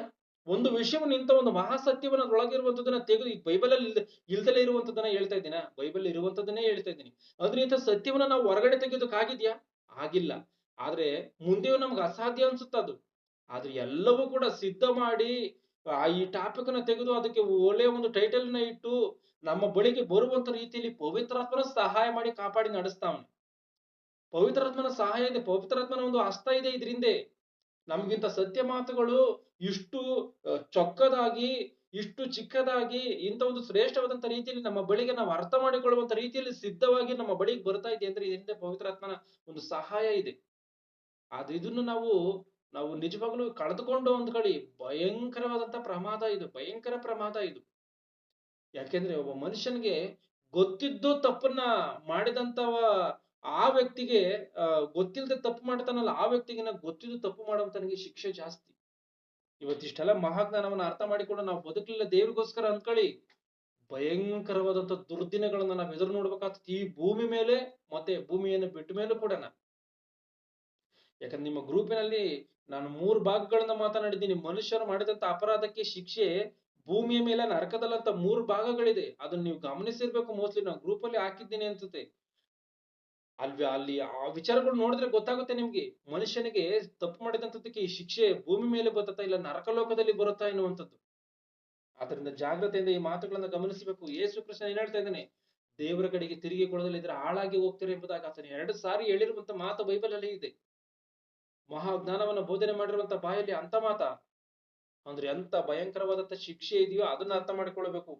ಇವೆಲ್ಲವೂ ಕೂಡ ದೇವರು ನೇಮಕ ಮಾಡಿರುವಂತ ಕೆಲಸ. ಇವೆಲ್ಲವೂ ಕೂಡ ದೇವರು ನೇಮಕ ಮಾಡಿರುವಂತ ಕೆಲಸ. ನೀನು ಭಿಕ್ಷುಕರಿಗೆ ಈ ರೀತಿಯಾಗಿ ನಡೆದುಕೋ, ಅವರಿಗೆ ದೇವರ ಮಾತುಗಳನ್ನು ಹೇಳು ಎಂಬುದಾಗಿ. ನೀನು ದೇವರನ್ನ ಪ್ರೀತಿ ಮಾಡುವಂತದ್ದಾದ್ರೆ ಕ್ರಿಸ್ತನ ಮಾತಿಗೆ ಅನುಸಾರವಾಗಿ ನಾವು ನಡ್ಕಬೇಕು ಎನ್ನುವಂತ ಮಾತುಗಳು, ಅವರಿಗೆ ಸುವಾರ್ತೆಯನ್ನ ಲೋಕಕ್ಕೆಲ್ಲ ಹೋಗಿ ಸುವಾರ್ತೆಯನ್ನ ಸಾರಬೇಕು ಎನ್ನುವಂತ ವಿಚಾರಗಳು, ಇವೆಲ್ಲವೂ ಕೂಡ ಇದೆ. ನಿನ್ನ ನೆರೆಯವನ್ನ ನಿನ್ನಂತ ಪ್ರೀತಿ ಮಾಡುವಂತದ್ದು, ಇವೆಲ್ಲವೂ ಕೂಡ ದೇವರಿಂದ ಬಂದಿರುವಂತ ಆಜ್ಞೆಗಳು, ದೇವರು ಹೇಳಿರುವಂತ ಕೆಲಸಗಳು ಇವೆಲ್ಲವುಗಳನ್ನ ಮಾಡೇ ತೀರ್ಬೇಕು. ಒಂದು ವೇಳೆ ಮಾಡ್ದಲೇ ಇದ್ರೆ ಈ ದೇವರಲ್ಲಿರುವಂತ ಕೆಲಸದಲ್ಲಿ ಈ ದೇವರು ನಮಗೆ ನೇಮಕ ಮಾಡಿರುವಂತ ಈ ಕೆಲಸವನ್ನು ಮಾಡದಲ್ಲೇ ಇದ್ರೆ ಏನಾಗುತ್ತೋ ರೋಮಪುರದ ಕ್ಷಮಿಸಿ ಯೆರೆಮೀಯನ ಗ್ರಂಥ 48ನೇ ಅಧ್ಯಾಯ 10ನೇ ವಚನವನ್ನು ಓದಿ. ಯೆರೆಮೀಯನ ಗ್ರಂಥ 48ನೇ ಅಧ್ಯಾಯ 10ನೇ ವಚನವನ್ನ. ಯೆಹೋವನು ನೇಮಿಸಿದ ಕೆಲಸದಲ್ಲಿ ಆಲಸ್ಯಗಾರನು ಶಾಪಗ್ರಸ್ತನಾಗಲಿ. ಯೆಹೋವನು ನೇಮಿಸಿದ ಕೆಲಸದಲ್ಲಿ ಆಲಸ್ಯಗಾರನು ಶಾಪಗ್ರಸ್ತನಾಗಲಿ. ಶಾಪಗ್ರಸ್ತನಾಗಲಿ ಅಂದ್ರೆ ದೇವರು ಯೇಸು ಕ್ರಿಸ್ತನ ಮೂಲಕವಾಗಿ ಎಲ್ಲ ಕೆಲಸಗಳನ್ನ ನೇಮಕ ಮಾಡಿದ್ದಾನೆ. ಯೇಸು ಕ್ರಿಸ್ತನ ಮಾತನಾಡಿರುವಂತ ಯಾವ ಮಾತುಗಳು ಕೂಡ ಆತನ ಸ್ವಂತ ಇಚ್ಛೆಯಿಂದ ಸ್ವಇಚ್ಛೆಯಿಂದ ಆತನ ಮಾತನಾಡಿಲ್ಲ. ಎಲ್ಲವೂ ಕೂಡ ತಂದೆ ಹೇಳಿದಂತ ಮೇರೆಗೆ ಆತನು ಹೇಳಿದ್ದಾನೆ. ತಂದೆಯ ಮಾತಿಗೆ ಅನುಸಾರವಾಗಿ ಆತನ ಬೋಧನೆ ಮಾಡಿದ್ದಾನೆ. ಆತನೇ ಹೇಳ್ತಾನೆ, ತಂದೆ ನನಗೆ ಇಂತಿಂತದನ್ನ ಹೇಳ್ಬೇಕು ಎಂಬುದಾಗಿ ನನಗೆ ಕಲಿಸಿಕೊಟ್ಟಿದ್ದಾನೆ, ಆದದಿಂದಲೇ ನಾನು ಇದನ್ನ ಹೇಳ್ತೀನಿ ಎಂಬುದಾಗಿ ಆತನು ಹೇಳಿದ್ದಾನೆ. ಅದರಂತೆ ದೇವರು ಯೇಸು ಕ್ರಿಸ್ತನ ಮೂಲಕವಾಗಿ ಕೆಲಸವನ್ನು ನೇಮಕ ಮಾಡಿದ್ದಾನೆ. ಈ ಕೆಲಸದಂತೆ ನಡೆದುಕೊಳ್ಳದೆ ಇರುವಂತವನು, ಈ ಕೆಲಸವನ್ನು ಮಾಡದಲ್ಲೇ ಇರುವಂತವನು ಶಾಪಗ್ರಸ್ತನಂತೆ. ಯೆಹೋವನು ನೇಮಿಸಿದ ಕೆಲಸದಲ್ಲಿ ಆಲಸ್ಯಗಾರನು ಆಲಸ್ಯ ಮಾಡಿದ್ವಾ? ಒಬ್ಬನಿಗೆ ಸುವಾರ್ತೆನ ಸಾರುವಂತದ್ದನ್ನ ವಿಷಯದಲ್ಲಿ ಬಿಡು ಇನ್ನೊಂದಿನ ಯಾವತ್ತೋ ಹೇಳ್ಕೊಳ್ಳೋಣ, ಇಲ್ಲ ಇನ್ನೊಂದಿನ ಯಾವತ್ತೋ ಬಿಡು ಈ ಒಂದು ಜ್ಞಾನವನ್ನ ಅರ್ಥ ಮಾಡಿಕೊಳ್ಳೋಣ, ಇನ್ನೊಂದಿನ ಯಾವತ್ತೋ ದೇವರ ಕೆಲಸವನ್ನು ಮಾಡೋಣ ಎಂಬುದಾಗಿ ನಾವು ಆಲಸ್ಯ ಮಾಡ್ತೀವ, ಶಾಪಗ್ರಸ್ತರಾಗಿ ಹೋಗ್ತೀವಿ. ನಾವು ಯಾವ್ದರಲ್ಲೂ ಕೂಡ ಮಾಡದೇ ಇರುವಂತ ಆಲಸ್ಯತೆಯನ್ನು ದೇವರ ಕೆಲಸದಲ್ಲಿ ಏನಕ್ಕೋಸ್ಕರ ಮಾಡ್ಬೇಕು? ನಮ್ಮ ಮಕ್ಕಳನ್ನು ಸ್ಕೂಲಿಗೆ ಸೇರಿಸುವಂತ ವಿಷಯದಲ್ಲಿ ಎಷ್ಟೋ ಕಷ್ಟಪಡ್ತೀವಿ. ಒಂಚೂರು ಆಲಸ್ಯ ಮಾಡದಂತ ರೀತಿಯಲ್ಲಿ ಅಲ್ಲಿ ಹೋಗಿ ವಿಚಾರಿಸ್ತೀವಿ. ಆ ಒಂದು ಚಿಕ್ಕ ಒಂದು ಸೀಟ್ಗೋಸ್ಕರ ಎಷ್ಟೋ ಪ್ರಯತ್ನ ಪಡ್ತೀವಿ. ನಾವು ಮಾಡುವಂತ ಕೆಲಸ ಕಾರ್ಯಗಳಲ್ಲಿ ಟೈಮಿಗೆ ಕರೆಕ್ಟಾಗಿ ಹೊರಟು ಬಿಡ್ತೀವಿ. ಟೈಮಿಗೆ ಕರೆಕ್ಟಾಗಿ ಊಟವನ್ನು ಮಾಡ್ತೀವಿ, ಟೈಮಿಗೆ ಕರೆಕ್ಟಾಗಿ ನಿದ್ದೆಯನ್ನು ಮಾಡ್ತೀವಿ. ಈ ಶರೀರಕ್ಕೆ ಏನೇನ್ ಸಂಬಂಧಪಟ್ಟಿದ್ದೇವೆ ಎಲ್ಲವೂ ಟೈಮಿಗೆ ಕರೆಕ್ಟಾಗಿ ಮಾಡ್ತೀವಿ. ಆದ್ರೆ ದೇವರ ಕೆಲಸದಲ್ಲಿ ಏನಕ್ಕೆ ಬೇಕು ಆಲಸ್ಯ? ಆಲೋಚನೆ ಮಾಡಿ. 1 ಯೋಹಾನ 4:20 ಗಮನಿಸಿ. 1 ಯೋಹಾನನ ಪತ್ರಿಕೆ 4ನೇ ಅಧ್ಯಾಯ 20ನೇ ವಚನ. ಒಬ್ಬನು ತಾನು ದೇವರನ್ನ ಪ್ರೀತಿ ಮಾಡ್ತೀನಿ ಅಂತ ಹೇಳಿಕೊಂಡು ಯಾವ ಒಬ್ಬ ಮನುಷ್ಯನಾದ್ರೂ ಕಲಿ, ನಾನ್ ದೇವ್ರನ್ನ ಪ್ರೀತಿ ಮಾಡ್ತೀನಿ, ನಾನು ದೇವ್ರನ್ನ ಪ್ರೀತಿ ಮಾಡ್ತೀನಿ, ದೇವ್ರನ್ನ ಪ್ರೀತಿ ಮಾಡ್ತೀನಿ ಅಂತ ಹೇಳ್ಕೊಂಡು ತನ್ನ ಸಹೋದರನನ್ನ ದ್ವೇಷ ಮಾಡಿದ್ರೆ, ತನ್ನ ಸಹೋದರನನ್ನ ದ್ವೇಷ ಮಾಡಿದ್ರೆ ಅವನು ಸುಳ್ಳುಗಾರನು. ಅವನಲ್ಲಿ ಸತ್ಯ ಎನ್ನುವಂಥದ್ದಿಲ್ಲ. ಅವನು ಸುಳ್ಳುಗಾರನಾಗಿ ಹೋಗ್ತಾನೆ. ನಾನು ದೇವ್ರನ್ನ ಪ್ರೀತಿ ಮಾಡ್ತೀನಿ ಅಂತ ಹೇಳಿ ನಾವು ಚರ್ಚಿಗೆ ಹೋಗ್ತೀವಿ, ಬೈಬಲ್ ಓದ್ತೀವಿ, ಪ್ರಾರ್ಥನೆಯನ್ನ ಮಾಡ್ತೀವಿ, ಮೀಟಿಂಗ್ಗಳಿಗೆಲ್ಲ ಜಾಯ್ನ್ ಆಗ್ತೀವಿ, ಬೆಳಗ್ಗೆ ಅಷ್ಟೊತ್ತಿಗೆ ಎದ್ಬಿಟ್ಟು ಅಂತ ಹೇಳಿ ನಾವು ಈ ರೀತಿಗೆಲ್ಲ ಅಂದ್ಕೊಂಡು ಯಾವ್ದೊಬ್ಬ ಭಿಕ್ಷುಗಾರನ ನೋಡಿ ಅವನನ್ನ ಕನಿಕರಿಸ್ತಲೇ ಇದ್ರೆ, ಯಾವ್ದೊಬ್ಬ ದೇವರನ್ನ ಇಲ್ಲದಂತವನನ್ನ ನೋಡಿ ಅವನನ್ನು ಕನಿಕರಿಸಿ ದೇವರ ವಾಕ್ಯವನ್ನು ಹೇಳ್ದಲೇ ಇದ್ರೆ, ದೇವರ ಮಾತುಗಳಿಗೆ ಅನುಸಾರವಾಗಿ ನಡ್ಕಣದಲ್ಲಿ ಸುಳ್ಳುಗಳನ್ನ ಮೋಸದಂತೆ ಇದರಂತೆ ಬದುಕ್ತಾ ಇದ್ರೆ ಅವನು ಸುಳ್ಳುಗಾರನು. ಅವನು ದೇವ್ರನ್ನ ಪ್ರೀತಿ ಮಾಡುವಂತವನಲ್ಲ. ದೇವ್ರನ್ನ ಪ್ರೀತಿ ಮಾಡ್ತೀನಿ ಅಂತ ಹೇಳಿ ಸಹೋದರನ ದ್ವೇಷಿಸುವವನು. ಮತ್ತೆ ಓದದನ್ನ. ಒಬ್ಬನು ತಾನು ದೇವರನ್ನು ಪ್ರೀತಿಸುತ್ತೇನೆಂದು ಹೇಳಿ ತನ್ನ ಸಹೋದರನನ್ನು ದ್ವೇಷಿಸಿದರೆ ಅವನು ಸುಳ್ಳುಗಾರನಾಗಿದ್ದಾನೆ. ಪ್ರೀತಿ ಮಾಡ್ತೀನಿ, ನನ್ನ ಸಹೋದರನ ಪ್ರೀತಿ ಮಾಡ್ತೀನಿ ಅಂತ ಹೇಳಿ ಅವನು ತನ್ನ ಸಹೋದರನ ದ್ವೇಷ ಮಾಡಿದ್ರೆ ಅವನು ಸುಳ್ಳುಗಾರನು. ಆದ್ರಿಂದ ಜಾಗ್ರತೆಯಿಂದ ಗಮನಿಸಿ. ಒಬ್ಬ ಮನುಷ್ಯನನ್ನು ಪ್ರೀತಿ ಮಾಡುವಂತದ್ದಾದ್ರೆ, ನಿನ್ನ ನೆರೆಯವನನ್ನ ನೀನು ಪ್ರೀತಿ ಮಾಡುವಂತದ್ದಾದ್ರೆ, ನೀನು ಯಾವ ರೀತಿಯಾಗಿ ಇರ್ಬೇಕು ಅಂತ ನೀನು ಆಸೆ ಪಡ್ತೀಯೋ ಆ ಮನುಷ್ಯನು ಆ ರೀತಿಯಾಗಿ ಇರ್ಬೇಕು ಅಂತ ಆಸೆ ಪಡ್ತೀಯ. ಆ ರೀತಿಯಾಗಿ ಇರೋದಕ್ಕೋಸ್ಕರ ಅವನಿಗೆ ಸಹಾಯ ಮಾಡ್ತೀಯ, ದೇವರ ಮಾತುಗಳನ್ನ ಹೇಳ್ತೀಯ, ನೀತಿ ಮಾರ್ಗದಲ್ಲಿ ನಡೆಸೋದಕ್ಕೆ ಪ್ರಯತ್ನ ಪಡ್ತೀಯ, ಎಲ್ಲವನ್ನ ಮಾಡ್ತೀಯ. ದ್ವೇಷ ಮಾಡುವಂತದ್ದಾದ್ರೆ ಇವ್ಯಾವುದನ್ನು ಕೂಡ ಮಾಡಲ್ಲ. ಇವತ್ತು ನಾವು ಯಾವುದನ್ನು ಕೂಡ ಒಬ್ಬ ಮನುಷ್ಯನಿಗೆ ಉಪಕಾರವನ್ನ ಮಾಡದಂತ ರೀತಿಯಲ್ಲಿ, ದೇವರ ಮಾತುಗಳನ್ನು ಹೇಳದಂತ ರೀತಿಯಲ್ಲಿ, ಕೇಳುವಂತವನಿಗೆ ಕೇಳ್ದಲೇ ಇರುವಂತವನಿಗೆಲ್ಲ ಹೇಳ್ತಿರೋದು ನಾನು, ಕೇಳುವಂತವನಿಗೆ ಹೇಳ್ದಲೇ ಇದ್ರೆ, ಇವೆಲ್ಲವನ್ನ ಮಾಡ್ದಲೇ ಇದ್ರೆ ನಾವು ದೇವರನ್ನ ಪ್ರೀತಿ ಮಾಡುವಂತವರು ಅಲ್ಲ. ನಮ್ಮನ್ನ ನಾವೇ ಅಳತೆ ಹಾಕೊಂಡ್ಬಿಡ್ಬೇಕು. ಲೂಕನ ಬರೆದ ಸುವಾರ್ತೆ 6ನೇ ಅಧ್ಯಾಯ 28ನೇ ವಚನವನ್ನ ಗಮನಿಸಿ. ಲೂಕನ ಬರೆದ ಸುವಾರ್ತೆ 6ನೇ ಅಧ್ಯಾಯ 28ನೇ ವಚನವನ್ನ. ವೈರಿಗಳನ್ನು ಪ್ರೀತಿಸಿರಿ, ನಿಮ್ಮನ್ನು ಹಾಗೆ ಮಾಡುವವರಿಗೆ ಉಪಕಾರ ಮಾಡಿರಿ, ನಿಮ್ಮನ್ನು ಶಪಿಸುವವರಿಗೆ ಆಶೀರ್ವಾದ ಮಾಡಿರಿ. ಸಾಕು. ಇಲ್ಲಿ ನೋಡಿ 6ನೇ ಅಧ್ಯಾಯ 28ನೇ ವಚನದಲ್ಲಿ ಏನ್ ಬರೆಯಲ್ಪಟ್ಟಿದ್ಯೋ ಮತ್ತೆ ಓದಿ ಅದನ್ನ. ನಿಮ್ಮ ವೈರಿಗಳನ್ನು ಪ್ರೀತಿಸಿರಿ, ನಿಮ್ಮನ್ನು ಹಾಗೆ ಮಾಡುವವರಿಗೆ. ನಿಮ್ಮ ವೈರಿಗಳನ್ನ ಪ್ರೀತಿಸಿರಿ. 27ರಿಂದ ಕೇಳುವವರಾದ ನಿಮಗೆ ನಾನು ಹೇಳುವುದೇನೆಂದರೆ, ನಿಮ್ಮ ವೈರಿಗಳನ್ನ ಪ್ರೀತಿಸಿರಿ, ನಿಮ್ಮನ್ನ ಹಾಗೆ ಮಾಡುವವರಿಗೆ ಉಪಕಾರವನ್ನ ಮಾಡ್ರಿ. ನಿಮ್ಮ ವೈರಿಗಳನ್ನ ಪ್ರೀತಿ ಮಾಡ್ರಿ. ಅಂದ್ರೆ ಇಲ್ಲಿ ಯಾವ ಭಾವದಲ್ಲಿ ಬರೆಯಲ್ಪಟ್ಟಿದೆ? ಇವತ್ತು ಮನುಷ್ಯರು ಯಾರು ಕೂಡ ವೈರಿಗಳಲ್ಲ, ಸೈತಾನ ನಮ್ಗೆ ವೈರಿ ಎಂಬುದಾಗಿ ನಮಗೆ ಸ್ಪಷ್ಟವಾಗಿ ಗೊತ್ತಿದೆ. ಅದಕ್ಕಿಂತ ಹೆಚ್ಚಿನದಾಗಿ ನಮ್ಮ ಶರೀರವೇ ನಮ್ಗೆ ವೈರಿ ಎಂಬುದಾಗಿ ಬರೆಯಲ್ಪಟ್ಟಿದೆ. ಅಂದ್ರೆ ಶರೀರವನ್ನ ಸೈತಾನನ ಪ್ರೀತಿ ಮಾಡ್ಬೇಕು ಅಂತಲ್ಲ, ಅಲ್ಲ. ಇವತ್ತು ನಾವು ಯಾರೇ ಒಬ್ಬರನ್ನ ನಾವು ನೋಡ್ಬಿಟ್ಟು ನಮಗ ಅಪಕಾರವನ್ನ ಮಾಡಿರುವಂತವ್ರನ್ನ ನಾವು ವೈರಿ ಅಂತ ಹೇಳಿ ಅಂದ್ಕೊಂಡ್ರೆ ಇದ್ರು ಕೂಡ ಅವ್ರು ನಮ್ಮನ್ನ ವೈರಿ ಅಂದ್ಕೊಂಡಿರ್ತಾರೆ. ಇವತ್ತು ನಾವೆಲ್ಲರನ್ನ ಪ್ರೀತಿ ಮಾಡ್ತಿರ್ತೀವಿ. ನಾವ್ ಏನೇ ಕೇಡುಗಳು ಬಂದ್ರು ಅವ್ರು ನಮ್ಗೆ ಏನೇ ಕೇಡನ್ನ ಮಾಡಿದ್ರು ದೇವರ ಮಾತನ್ನ ಆಲೋಚನೆ ಮಾಡಿ ಕ್ಷಮಿಸ್ಬಿಟ್ಟು ಹೋಗ್ತಾ ಇರ್ತೀವಿ. ಆದ್ರೆ ಅವ್ರ ಏನ್ ಮಾಡ್ತಿರ್ತಾರೆ, ನಮ್ಮನ್ನು ವೈರಿ ರೀತಿಯಲ್ಲಿ ನೋಡ್ತಿರ್ತಾರೆ. ಅಂತವ್ರನ್ನ ನಾವ್ ಏನ್ ಮಾಡ್ಬೇಕು ಗೊತ್ತಾ? ಅವ್ರು ನಮ್ಮನ್ನು ವೈರಿ ರೀತಿಯಲ್ಲಿ ನೋಡಿದ್ರು ಕೂಡ, ವೈರಿಗಳಂತೆ ನೋಡಿದ್ರು ಕೂಡ ಅವ್ರನ್ನ ಪ್ರೀತಿ ಮಾಡ್ಬೇಕಂತೆ. ನಿಮ್ಮ ವೈರಿಗಳನ್ನ ಪ್ರೀತಿಸಿರಿ, ನಿಮ್ಮನ್ನ ಹಾಗೆ ಮಾಡುವವರಿಗೆ ಉಪಕಾರವನ್ನ ಮಾಡ್ರಿ. ನಮ್ಮನ್ನ ಹಾಗೆ ಮಾಡ್ತಾರಲ್ಲ, ನಮ್ಮನ್ನ ದ್ವೇಷ ಮಾಡ್ತಾರಲ್ಲ, ಅವ್ರಿಗೆ ಉಪಕಾರವನ್ನ ಮಾಡ್ಬೇಕಂತೆ. ನಿಮ್ಮನ್ನ ಶಪಿಸುವವರಿಗೆ ಆಶೀರ್ವಾದ ಮಾಡಿರಿ. ನಿಮ್ಮನ್ನ ಶಪಿಸುವಂತವರಿಗೆ ಆಶೀರ್ವಾದವನ್ನ ಮಾಡ್ಬೇಕಂತೆ. ಯಾರ್ಯಾರು ನಮ್ಮನ್ನ ನೀವು ಹಾಳಾಗೋಗ್ಲಿ, ನೀನ್ ಹಂಗಾಗ್ಲಿ ಹಿಂಗಾಗ್ಲಿ ಎಂಬುದಾಗಿ ಹೇಳ್ತಾರಲ್ಲ, ದೇವರು ನಿನಗೆ ಒಳ್ಳೇದನ್ನ ಮಾಡ್ಲಿ ಎಂಬುದಾಗಿ ಹೇಳೇ ತೀರ್ಬೇಕು ನಾವು. ನಾವು ದೇವರ ಒಂದು ಪ್ರೀತಿಗೆ ಪಾತ್ರರಾಗ್ಬೇಕು ಅಂದ್ರೆ, ದೇವರ ಆಶೀರ್ವಾದಕ್ಕೆ ನಾವು ಪಾತ್ರರಾಗ್ಬೇಕು ಅಂದ್ರೆ, ಅವ್ರು ಹಾಳಾಗೋಗ್ಲಿ ಎಂಬುದಾಗಿ ಕೇಡಾಗ್ಲಿ ಎಂಬುದಾಗಿ ಹೇಳಿದಾಗ ನಿನಗೆ ಒಳ್ಳೇದಾಗ್ಲಿ, ದೇವರು ನಿನಗೆ ಒಳ್ಳೇದನ್ನ ಮಾಡ್ಲಿ ಎಂಬುದಾಗಿನೇ ಹೇಳ್ಬೇಕು ನಾವು. ಆದ್ರೆ ಈ ಲೋಕದಲ್ಲಿ ಇವತ್ತು ಆ ರೀತಿಯಾಗಿರಲ್ಲ. ಅದರಲ್ಲೂ ಭಯಂಕರ ಅಂದ್ರೆ ಈ ಹೆಂಗಸರುಗಳು ಆ ರೀತಿಯಾಗಿ ಇರಲ್ಲ. ಯಾರೋ ಏನೋ ಒಂದು ಅಂದ್ಬಿಟ್ರೆ ಇವರು ಇದ್ದಿದ್ದು ಭಯಂಕರವಾದ ರೀತಿಯಲ್ಲಿ ಮಾತನಾಡುವಂತ ರೀತಿಯಲ್ಲಿ ಹೋಗ್ಬಿಡ್ತಾರೆ. ಭಯಂಕರ ರೀತಿಯಲ್ಲಿ ಜಗಳಗಳನ್ನ ಸ್ಟಾರ್ಟ್ ಮಾಡ್ಬಿಡ್ತಾರೆ. ಬಸ್ಗಳಲ್ಲಿ ಜಗಳ, ನೀರು ಹಿಡಿಯುವಂತ ಜಾಗಗಳಲ್ಲಿ ಜಗಳ, ಹೆಂಗಸರು ಇದ್ದಂತ ಜಾಗಗಳಲ್ಲೇ ಕೆಲವು ಸತಿ ಜಗಳಗಳಾಗ್ಬಿಡ್ತದೆ. ಏನಕ್ಕೆ ಅಂದ್ರೆ ವಿಪರೀತ ಹಠ ಎನ್ನುವಂಥದ್ದು ಇರ್ತೈತಿ ಈ ಹೆಣ್ಣಗಳಿಗೆ. ಅದಕ್ಕೆ ನಿಮ್ಮನ್ನ ಶಪಿಸುವವರಿಗೆ ಆಶೀರ್ವಾದ ಮಾಡಿರಿ, ನಿಮ್ಮನ್ನ ಬೈಯುವವರಿಗೋಸ್ಕರ ದೇವರನ್ನ ಪ್ರಾರ್ಥಿಸಿರಿ. ನಿಮ್ಮನ್ನ ಬೈಯುವವರಿಗೋಸ್ಕರ ದೇವರನ್ನ ಪ್ರಾರ್ಥನೆ ಮಾಡ್ಬೇಕಂತೆ. ಇದನ್ನ ಯಾವತ್ತಾದ್ರೂ ಮಾಡಿದೀವ? ಇವತ್ತು ಯಾರೋ ನಮ್ಮನ್ನ ದೂಷಣೆ ಮಾಡ್ತಾರೆ, ಬೈಕೊಂಡು ನೋಡ್ತಾವ್ರೆ ಅಂದ್ರೆ ನಾವು ಅವ್ರಿಗೋಸ್ಕರ ದೇವರಿಗೆ ಪ್ರಾರ್ಥನೆಯನ್ನ ಮಾಡಿದೀವ? ಪ್ರಾರ್ಥನೆ ಮಾಡ್ಬೇಕಂತೆ. ಆಲೋಚನೆ ಮಾಡಿ. ನಿನ್ನ ಕೆನ್ನೆಯ ಮೇಲೆ ಬಡಿದವನಿಗೆ ಮತ್ತೊಂದು ಕೆನ್ನೆಯನ್ನು ತಿರುಗಿಸು, ನಿನ್ನ ಬೇಲಂಗಿಯನ್ನು ಕಸುಕೊಳ್ಳುವವನಿಗೆ ಒಳಂಗಿಯನ್ನು ತಡೆಯಬೇಡ. ನಿನ್ನನ್ನು ಬೇಡುವವರೆಲ್ಲರಿಗೆ ಕೊಡು, ನಿನ್ನ ಸೊತ್ತು ಕಸುಕೊಳ್ಳುವವನು ಹಿಂದಕ್ಕೆ ಕೊಡೆಂದು ಕೇಳಬೇಡ. ನಿನ್ನ ಸೊತ್ತನ್ನ ನೀನು ಕೇಳಿಸ್ಕಂತೀಯಲ್ಲ, ನಿನ್ನ ಸೊತ್ತನ್ನ ತೆಗೆದುಕೊಳ್ತಾನಲ್ಲ, ಅವನಿಗೆ ಹಿಂದಕ್ಕೆ ಕೊಡು ಎಂಬುದಾಗಿ ಕೇಳಬಾರ್ದಂತೆ. ಆಲೋಚನೆ ಮಾಡಿ, ಎಂತ ರೀತಿಯಲ್ಲಿ ಶಾಪಗಳು ಬರುತ್ತೋ ಎನ್ನುವಂಥದ್ದನ್ನ. ನೀನ್ ಈ ರೀತಿಯಾಗಿ ದೇವ್ರನ್ನ ಪ್ರೀತಿ ಮಾಡ್ತೀನಿ ಅಂತೇಳಿ ನೀನ್ ಈ ರೀತಿಯಾಗಿ ವಿರುದ್ಧವಾಗಿ ನಡ್ಕೊಂಡ್ರೆ, ಸಹೋದರನ ದ್ವೇಷ ಮಾಡಿದ್ರೆ ಶಾಪ ಬರುತ್ತೆ. ಈ ಶಾಪ ಪ್ರಾರ್ಥನೆ ಮಾಡ್ಬಿಟ್ರೆ ಹೋಗ್ಬಿಡ್ತತ? ಈ ಶಾಪಗಳು ಪ್ರಾರ್ಥನೆ ಮಾಡ್ಬಿಟ್ರೆ ಹೋಗಲ್ಲ ಇದು. ಇವತ್ತೊಬ್ಬ ಮನುಷ್ಯನು ಪಾಪದಿಂದ ಇದ್ದಾಗ ದೇವರನ್ನ ತಪ್ಪು ಮಾಡಿದೀನಿ ಅಂದ್ರೆ ಆ ಪಾಪ ಪರಿಹಾರ ಆಗ್ಬಿಡ್ತತೆ. ಆದ್ರೆ ಶಾಪ ಎನ್ನುವಂಥದ್ದು ಪರಿಹಾರ ಅಷ್ಟು ಸುಲಭವಾಗಿ ಆಗಲ್ಲ. ನಾವು ಪ್ರಾರ್ಥನೆ ಮಾಡ್ತಿದ್ದಂಗೆ ನಮ್ಮ ತಲೆ ಮೇಲಿನ ಶಾಪ ಹೋಗಲ್ಲ.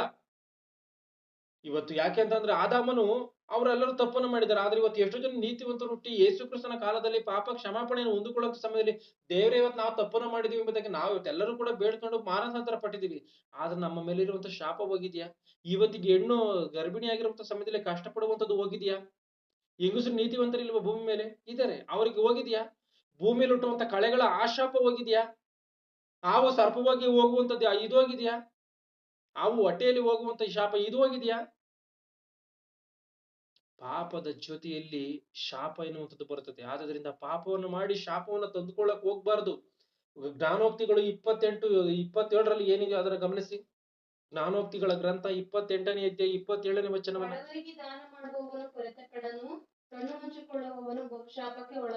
ಬಡವರಿಗೆ ದಾನ ಮಾಡುವವನು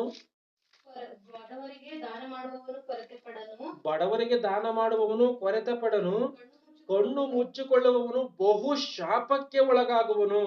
ಬಡವರಿಗೆ ದಾನ ಮಾಡುವಂತವನು ಕೊರತೆ ಪಡಲ್ವಂತೆ. ಇಲ್ಲಿ ಬಡವರ ಒಂದಾಕ್ಷಣಕ್ಕೆನೆ ಈ ಏನು ಇಲ್ಲದಂತವ್ರಂತಲೇ ಅಂದ್ಕೊಳಕ್ ಹೋಗ್ಬೇಡ್ರಿ. ಬಡವರು ಅಂದ್ರೆ ಮುಖ್ಯವಾಗಿ ಇಲ್ಲಿ ದೇವರ ಜ್ಞಾನ ಇಲ್ಲದಂತವ್ರು ಅಂತ ಅಂದ್ಕೊಳ್ಳಿ. ದೇವರ ಜ್ಞಾನ ಇಲ್ಲದಂತವ್ರಿಗೆ ಏನ್ ಮಾಡ್ಬೇಕಂತೆ? ಬಡವರಿಗೆ ದಾನ ಮಾಡುವವನು ಕೊರತೆ ಪಡನು. ದೇವರ ವಿಷಯಗಳನ್ನ ನೀನು ದೇವರ ಜ್ಞಾನವನ್ನು ಬೋಧನೆ ಮಾಡುವಂತ ಸಮಯದಲ್ಲಿ ನಿನಗೆ ಕೊರತೆ ಎನ್ನುವಂಥದ್ದು ಆಗಲ್ಲ. ನಿನಗೆ ಲೋಕದಲ್ಲಿ ನೀನು ಐಷಾರಾಮಿ ಜೀವನವನ್ನ ಮಾಡೋದಕ್ಕಾಗ್ದಲೇ ಇರ್ಬೋದು. ಅಂದ್ರೆ ಇವತ್ತು ಯಾರೋ ದೇವ ಸೇವಕರೆಲ್ಲ ಐಷಾರಾಮಿ ಜೀವನವನ್ನ ಮಾಡ್ತಾವ್ರ, ಬಂಗಲೆಗಳ ಮೇಲೆ ಬಂಗಲೆಗಳು, ಕಾರುಗಳ ಮೇಲೆ ದೊಡ್ಡ ದೊಡ್ಡ ಕಾರುಗಳನ್ನ ಹಾಕೊಂಡೆ ಅವರ ಅಂತನ. ದೇವರ ಆ ರೀತಿಯಾದಂತ ಜೀವಿತಕ್ಕೆ ಈ ಲೋಕದಲ್ಲಿ ಅನುಮತಿ ಕೊಟ್ಟಿಲ್ಲ. ಯಾರಿಗೂ ಕೂಡ ಅಷ್ಟೇ ಅಂತ ಒಂದು ಅನುಮತಿಯನ್ನ ಕೊಟ್ಟಿಲ್ಲ. ಇವತ್ತು ಯಾವ ಮನುಷ್ಯನಾದ್ರೂ ಸರಿ ಸಮಾನವಾಗಿ ಆತನ ಬದುಕಬೇಕು.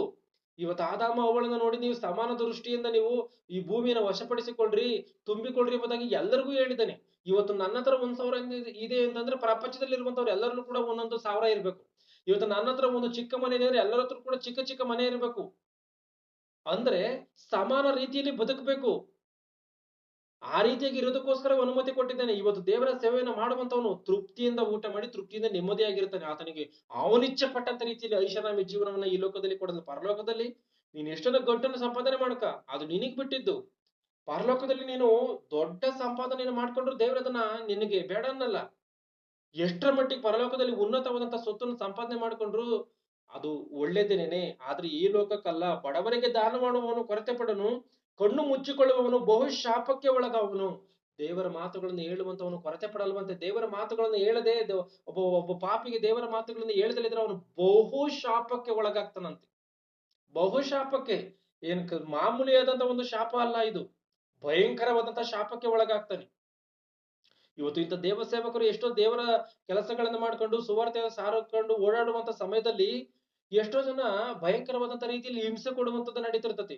ಈಗ 1ನೇ ಶತಮಾನದಲ್ಲಿ ಪೌಲನು ಸುವಾರ್ತೆ ಸಾರ್ಕೊಂಡು ಆತನು ಹೋಗ್ತಾ ಇದ್ದಂತ ಸಮಯದಲ್ಲಿ ಕೆಲವೊಂದು ಗುಂಪುಗಳು ಆತನ ಹಿಂದೆ ಹೋಗಿಕೊಂಡು ಏನ್ ಮಾಡ್ತಾ ಇದ್ವಂತೆ, ಅವನು ಹೋದಂತ ಜಾಗಗಳಲ್ಲೆಲ್ಲ ಹೋಗಿಕೊಂಡು ಅವನಿಗೆ ವಿರುದ್ಧವಾಗಿ ಮಾತನಾಡಿ ಆತನ ಉಪದೇಶ ಮಾಡುವಂತ ಸಮಯದಲ್ಲಿ ದೇವರ ಕಾರ್ಯಗಳಿಗೆ ವಿರುದ್ಧವಾಗಿ ಮಾತನಾಡುವಂಥದ್ದು ಎಲ್ಲವನ್ನ ಮಾಡ್ತಾ ಇದ್ದಾರೆ. ಮಾಡಿದ್ದಾರೆ ಒಂದು ಸಮಯದಲ್ಲಿ, ಇವಾಗಲೂ ಮಾಡ್ತಾ ಇದ್ದಾರೆ. ಇವ್ರಿಗೆಲ್ಲ ಒಳ್ಳೆ ಶಾಪ ಬರುತ್ತೆ. ಇವರೆಲ್ಲರಿಗೂ ಒಳ್ಳೆ ಶಾಪ ಬರುತ್ತೆ. ದೇವ್ರು ಯಾವುದೇ ಕಾರಣಕ್ಕೂ ಇವ್ರು ಯಾರನ್ನ ಸುಮ್ನೆ ಬಿಡುವಂತವನಲ್ಲ. ಆಲೋಚನೆ ಮಾಡಿ. ಇವತ್ತು ದೇವರ ಸೇವೆಯನ್ನು ಮಾಡುವಂತ ಯಾವನೇ ಆಗಿರ್ಬೋದು, ದೇವರ ಸೇವೆ ಮಾಡುವಂತ ಯಾವನಿಗೆ ಅಡ್ಡಿಪಡಿಸುವಂತವನ ಆಗಿರ್ಬೋದು, ಅವನಿಗೆ ಒಳ್ಳೆ ಒಂದು ಶಾಪ ಬರುತ್ತೆ. ದೇವರ ಕಾರ್ಯಗಳನ್ನು ಅಡಗಿಸುವಂತವನಿಗೆ ಭಯಂಕರವಾದಂತ ರೀತಿಯಲ್ಲಿ ಶಾಪಗಳು ಬರುತ್ತೆ. ಇದನ್ನ ಚೆನ್ನಾಗಿ ನಾವು ಅರ್ಥ ಮಾಡ್ಕೊಳ್ಬೇಕಾಗಿರುವಂತ ವಿಚಾರ. ರೋಮಾಪುರದವರಿಗೆ ಬರೆದ ಪತ್ರಿಕೆ 15ನೇ 29ನೇ ವಚನವನ್ನು ಓದಿ. ರೋಮಾಪುರದವರಿಗೆ ಬರೆದ ಪತ್ರಿಕೆ 15ನೇ 29ನೇ ವಚನವನ್ನು. ಇದಲ್ಲದೆ ನಿಮ್ಮ ಬಳಿಗೆ ಬರುವಾಗ ಕ್ರಿಸ್ತನಿಂದಾಗುವ ವರಗಳನ್ನು ಹೇರಳವಾಗಿ ತರುವೆನೆಂದು ಬಲ್ಲೆನು.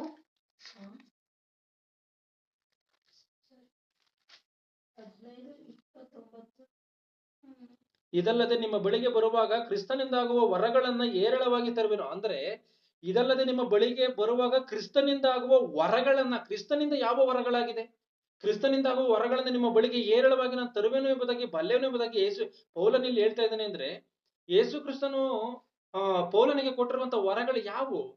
ನೀನು ಬಂಗಲೆಯನ್ನ ಕೊಟ್ಟಿದ್ದಾರೆ. ಆತರ ಅಪೊಸ್ತಲರ ಕೃತ್ಯಗಳನ್ನು ನೋಡ್ಕೊಂಡ್ರೆ ಅವನು ಸಾಯುವಂತ ಸಮಯದವರೆಗೂ ಬಾಡಿಗೆ ಮನೆಯಲ್ಲಿ ಇತ್ಕೊಂಡು ಸೇವೆ ಮಾಡಿದ್ದಾನೆ. ಗೂಡಾರ ಹೊಳೆಯುವಂತ ಕೆಲಸವನ್ನ ಮಾಡ್ಕೊಂಡಿದ್ದಾನೆ. ಮತ್ತೆ ಆತನಲ್ಲಿರುವಂತ ವರಗಳು ಯಾವುದು? ಸುವಾರ್ತೆ ಎನ್ನುವಂತ ವರ. ಆತನು ದೇವರ ಜ್ಞಾನವನ್ನ ಬಂದಿಲ್ಲಿ ಬೋಧನೆ ಮಾಡ್ತಾನಲ್ಲ, ಅದು ಯೇಸು ಕ್ರಿಸ್ತನಿಂದ ಅನುಗ್ರಹಿಸಲ್ಪಟ್ಟಿರುವಂತ ವರ. ಇವತ್ತು ನಾವು ಯಾರಿಗೋ ಒಬ್ಬರಿಗೆ ದೇವರ ಜ್ಞಾನವನ್ನ ಬೋಧನೆ ಮಾಡ್ತೀವಿ ಅಂದ್ರೆ ದೇವರ ಅದು ನಿಮಗೆ ಆ ವಾಕ್ಯಗಳ ಮೂಲಕವಾಗಿ ಕೊಟ್ಟಿರುವಂತ ವರ. ಆ ವಾಕ್ಯವೇ ವರ, ದೇವರ ವಾಕ್ಯವೇ ವರ. ಕೀರ್ತನೆಗಳು 109:28 ಓದಿ. ಕೀರ್ತನೆಗಳು 109:28. ಸಾಕು ನೋಡಿ.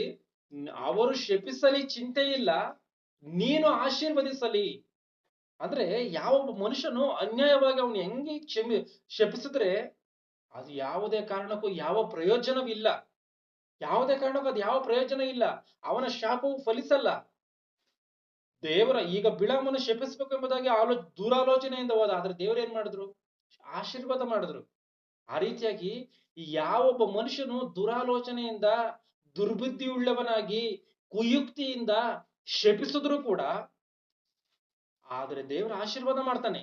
ಒಬ್ಬ ಮನುಷ್ಯನು ಹಾಕಿದಂತ ಶಾಪ ಇನ್ನೊಬ್ಬ ಮನುಷ್ಯನಿಗೆ ತಗಲಬೇಕು ಅಂದ್ರೆ ಅವನು ಹಾಕಿದಂತ ಶಾಪದಲ್ಲಿ ನೀತಿ ನ್ಯಾಯಗಳು ಇರಬೇಕು. ಆವಾಗ ಮಾತ್ರವೇ ತಗಲೋದಕ್ಕೆ ಸಾಧ್ಯ, ಇಲ್ಲಾಂದ್ರೆ ತಗಲುವುದಿಲ್ಲ. 1 ಪೇತ್ರ 3:9 ಓದಿ. ಕರುಣೆಯು ದೀನಭಾವವು ಉಳ್ಳವರಾಗಿರಿ, ಅಪಕಾರಕ್ಕೆ ಅಪಕಾರವನ್ನು, ನಿಂದೆಗೆ ನಿಂದೆಯನ್ನು ಮಾಡದೆ ಆಶೀರ್ವದಿಸಿರಿ. ಅಪಕಾರಕ್ಕೆ ಅಪಕಾರವನ್ನು, ನಿಂದೆಗೆ ನಿಂದೆಯನ್ನು ಮಾಡದೆ ಆಶೀರ್ವದಿಸಿರಿ. ಅಪಕಾರಕ್ಕೆ ಅಪಕಾರವನ್ನು ಮಾಡುವಂಥದ್ದು ಕ್ರೈಸ್ತರ ಕೆಲಸವಲ್ಲ. ಇವತ್ತು ದೇವರನ್ನ ಅರಿತುಕೊಂಡಿರುವಂತ ದೇವರ ಮಕ್ಕಳ ಕೆಲಸ ಏನು ಅಂದ್ರೆ ಅಪಕಾರ ಮಾಡುವಂತವ್ರನ್ನ ಪ್ರೀತಿ ಮಾಡಿ ಅವ್ರಿಗೆ ಉಪಕಾರವನ್ನ ಮಾಡುವಂಥದ್ದು. ಅಪಕಾರಕ್ಕೆ ಅಪಕಾರವನ್ನ, ನಿಂದೆಗೆ ನಿಂದೆಯನ್ನು ಮಾಡದೆ ಆಶೀರ್ವದಿಸ್ತೀರಿ. ಯಾರೋ ಒಬ್ರು ನಿಂದಿಸುದು ಅಂದ್ರೆ ನಾವೇನ್ ಕಡಿಮೆನಾ ಎಂಬುದಾಗಿ ಇವ್ರು ನಿಂದಿಸ್ತಾರೆ. ಯಾರೋ ಒಬ್ಬ ಅಪಕಾರ ಮಾಡುದು ಅಂದ್ರೆ ಹಂಗಾರೆ ನಿನ್ ಶಕ್ತಿ ಹಿಂಗೆ ಇದೆ ಅಂದ್ರೆ ನನ್ನ ಶಕ್ತಿಯನ್ನು ನೋಡಿ ಯಾವ ರೀತಿಯಾಗಿರ್ತದೆ ಅಂತ ಹೇಳ್ಬಿಟ್ಟು ನಾನು ಫೈಟ್ ಮಾಡ್ತೀನಿ ಎಂಬುದಾಗಿ ಇವರು ಕೂಡ ಹೋಗಿ ಕೇಸ್ ಹಾಕುವಂಥದ್ದು, ಇವರು ಕೂಡ ಹೋಗಿ ಕಂಪ್ಲೇಂಟ್ ಅನ್ನು ಕೊಡುವಂಥದ್ದು, ಇವರು ಕೂಡ ಹೋಗಿ FIR ಫೈಲ್ ಮಾಡಿಸುವಂತ ಎಂತೆಂತದ್ದೆಲ್ಲ ಪೈಪೋಟಿ ಮಾಡ್ತಾರೆ ಅಂದ್ರೆ ಕ್ರೈಸ್ತರು. ನಿಜವಾಗ್ಲೂ ದೇವರನ್ನ ಅರಿತುಕೊಂಡಂತವ್ರು ಮಾಡುವಂತ ಕೆಲಸಗಳು ಇದು ಯಾವುದು ಕೂಡ ಅಲ್ಲ. ಅಪಕಾರಕ್ಕೆ ಅಪಕಾರವನ್ನ, ನಿಂದೆಗೆ ನಿಂದೆಯನ್ನು ಮಾಡದೆ ಆಶೀರ್ವದಿಸಿರಿ. ಇದಕ್ಕಾಗಿ ದೇವರು ನಿಮ್ಮನ್ನು ಕರೆದನಲ್ಲ. ಇದಕ್ಕಾಗಿ ದೇವರು ನಿಮ್ಮನ್ನ ಕರೆದಿದ್ದಾನೆ. ದ್ವೇಷ ಮಾಡೋದಕ್ಕೋಸ್ಕರ ದೇವ್ರು ನಿಮ್ಮನ್ನ ಕರೆದಿಲ್ಲ. ಹಾಗೆ ಮಾಡೋದಕ್ಕೋಸ್ಕರ ದೇವ್ರು ನಿಮ್ಮನ್ನ ಕರೆದಿಲ್ಲ. ಈ ಕತ್ತಲೆಯ ಲೋಕದಿಂದ ಏನಕ್ಕೋಸ್ಕರ ನಿಮ್ಮನ್ನ ಕರೆದಿದ್ದಾನೆ ಅಂದ್ರೆ ಒಳೆಯುವ ಜ್ಯೋತಿರ್ಮಂಡಲಗಳಾಗಿ ನೀವು ಬೆಳಕಬೇಕು ಅಂತಾನೇನೆ. ಆ ರೀತಿಯಾಗಿ ಬೆಳಕಬೇಕು ಅಂತಾನೇನೆ. ಏನೋ ನಾವು ಹಂಗಾರೆ ಬಲಹೀನರಾಗಿ ಹೋಗ್ಬಿಡ್ತೀವಲ್ಲ, ಜನ ಎಲ್ಲ ನಮ್ಮನ್ನ ಸದ್ರ ಮಾಡ್ಕೊಂಡ್ಬಿಡ್ತಾರಲ್ಲ, ನಾವ್ ಈ ಲೋಕದಲ್ಲಿ ಏನೋ ಈ ರೀತಿಯಾಗಿ ಬದುಕ್ಬಿಟ್ರೆ ಅಂತ ಅಂದ್ರೆ, ಜನ ಏನ್ ಬೇಕಾರೋ ಅಂದ್ಕೊಳ್ಳಿ, ಈ ಲೋಕದಲ್ಲಿ ಎಷ್ಟು ಕೀಳಾಗಿ ಬೇಕಾರೋ ಕಾಣ್ಲಿ, ಉನ್ನತ ಲೋಕದಲ್ಲಿ ಉನ್ನತವಾಗಿ ಇರ್ಬೇಕು ಅಂದ್ರೆ ಈ ಲೋಕದಲ್ಲಿ ಕೀಳಾದಂತ ರೀತಿಯಲ್ಲಿ ಬದುಕ್ಬೇಕು. ಅಪಕಾರ ಮಾಡಿದಂತವ್ರಿಗೆ ಅಪಕಾರವನ್ನ ಮಾಡದೆ, ದ್ವೇಷ ಮಾಡುವಂತವ್ರನ್ನ ದ್ವೇಷವನ್ನ ಮಾಡದೆ, ದೂಷಣ ಮಾಡಿದಂತವ್ರನ್ನ ದೂಷಣೆ ಮಾಡದೆ, ಈ ರೀತಿಯಾಗಿ ಬದುಕಿದ್ರೆ ನೀವು ಉನ್ನತ ಲೋಕದಲ್ಲಿ ಉನ್ನತವಾಗಿ ಆ ಬದುಕೋದಕ್ಕೆ ಸಾಧ್ಯ. ಹೀಗೆ ಮಾಡಿದರೆ ನೀವು ಆಶೀರ್ವಾದವನ್ನು ಬಾಧ್ಯವಾಗಿ ಹೊಂದುವಿರಿ. ಈ ಉಪಕಾರಕ್ಕೆ ಉಪಕಾರವನ್ನು ಮಾಡದಂತ ರೀತಿಯಲ್ಲಿ ಬದುಕಿದ್ರೆ, ನಿಂದೆಗೆ ನಿಂದೆಯನ್ನು ಮಾಡದಂತ ರೀತಿಯಲ್ಲಿ ಬದುಕಿದ್ರೆ ನೀವು ಆಶೀರ್ವಾದಕ್ಕೆ ಬಾಧ್ಯರಾಗ್ತಿರಂತೆ. ಆಶೀರ್ವಾದಕ್ಕೆ ಬಾಧ್ಯರಾಗ್ತೀರಾ ಇಲ್ಲ ಶಾಪಕ್ಕೆ ಬಾಧ್ಯರಾಗ್ತೀರಾ? ಒಂದ್ಸಾರಿ ನೀವೇ ತೀರ್ಮಾನವನ್ನ ಮಾಡಿಕೊಳ್ಬೇಕು. ಪ್ರಕಟಣೆ ಗ್ರಂಥ 22:3 ಓದಿ. ಪ್ರಕಟಣೆ ಗ್ರಂಥ 22:3. ಇದು ಶಾಪಗ್ರಸ್ತವಾದದ್ದು ಒಂದು ಇನ್ನು ಇರುವುದಿಲ್ಲ. ಶಾಪಗ್ರಸ್ತವಾದದ್ದು ಒಂದೂ ಇರುವುದಿಲ್ಲ. ಆ ಪಟ್ಟಣದಲ್ಲಿ ದೇವರ ಇಲ್ಲಿ ನೋಡಿ, ಇದು ಯಾರ ವಿಚಾರದಲ್ಲಿ ಬರೆಯಲ್ಪಟ್ಟಿದೆ ಅಂದ್ರೆ, ಮುಂದೆ ಒಂದು ದಿನ ಎಲ್ಲರೂ ಪರಲೋಕಕ್ಕೆ ಹೋದಾಗ ಬರೆಯಲ್ಪಟ್ಟಿದೆಯಲ್ಲ.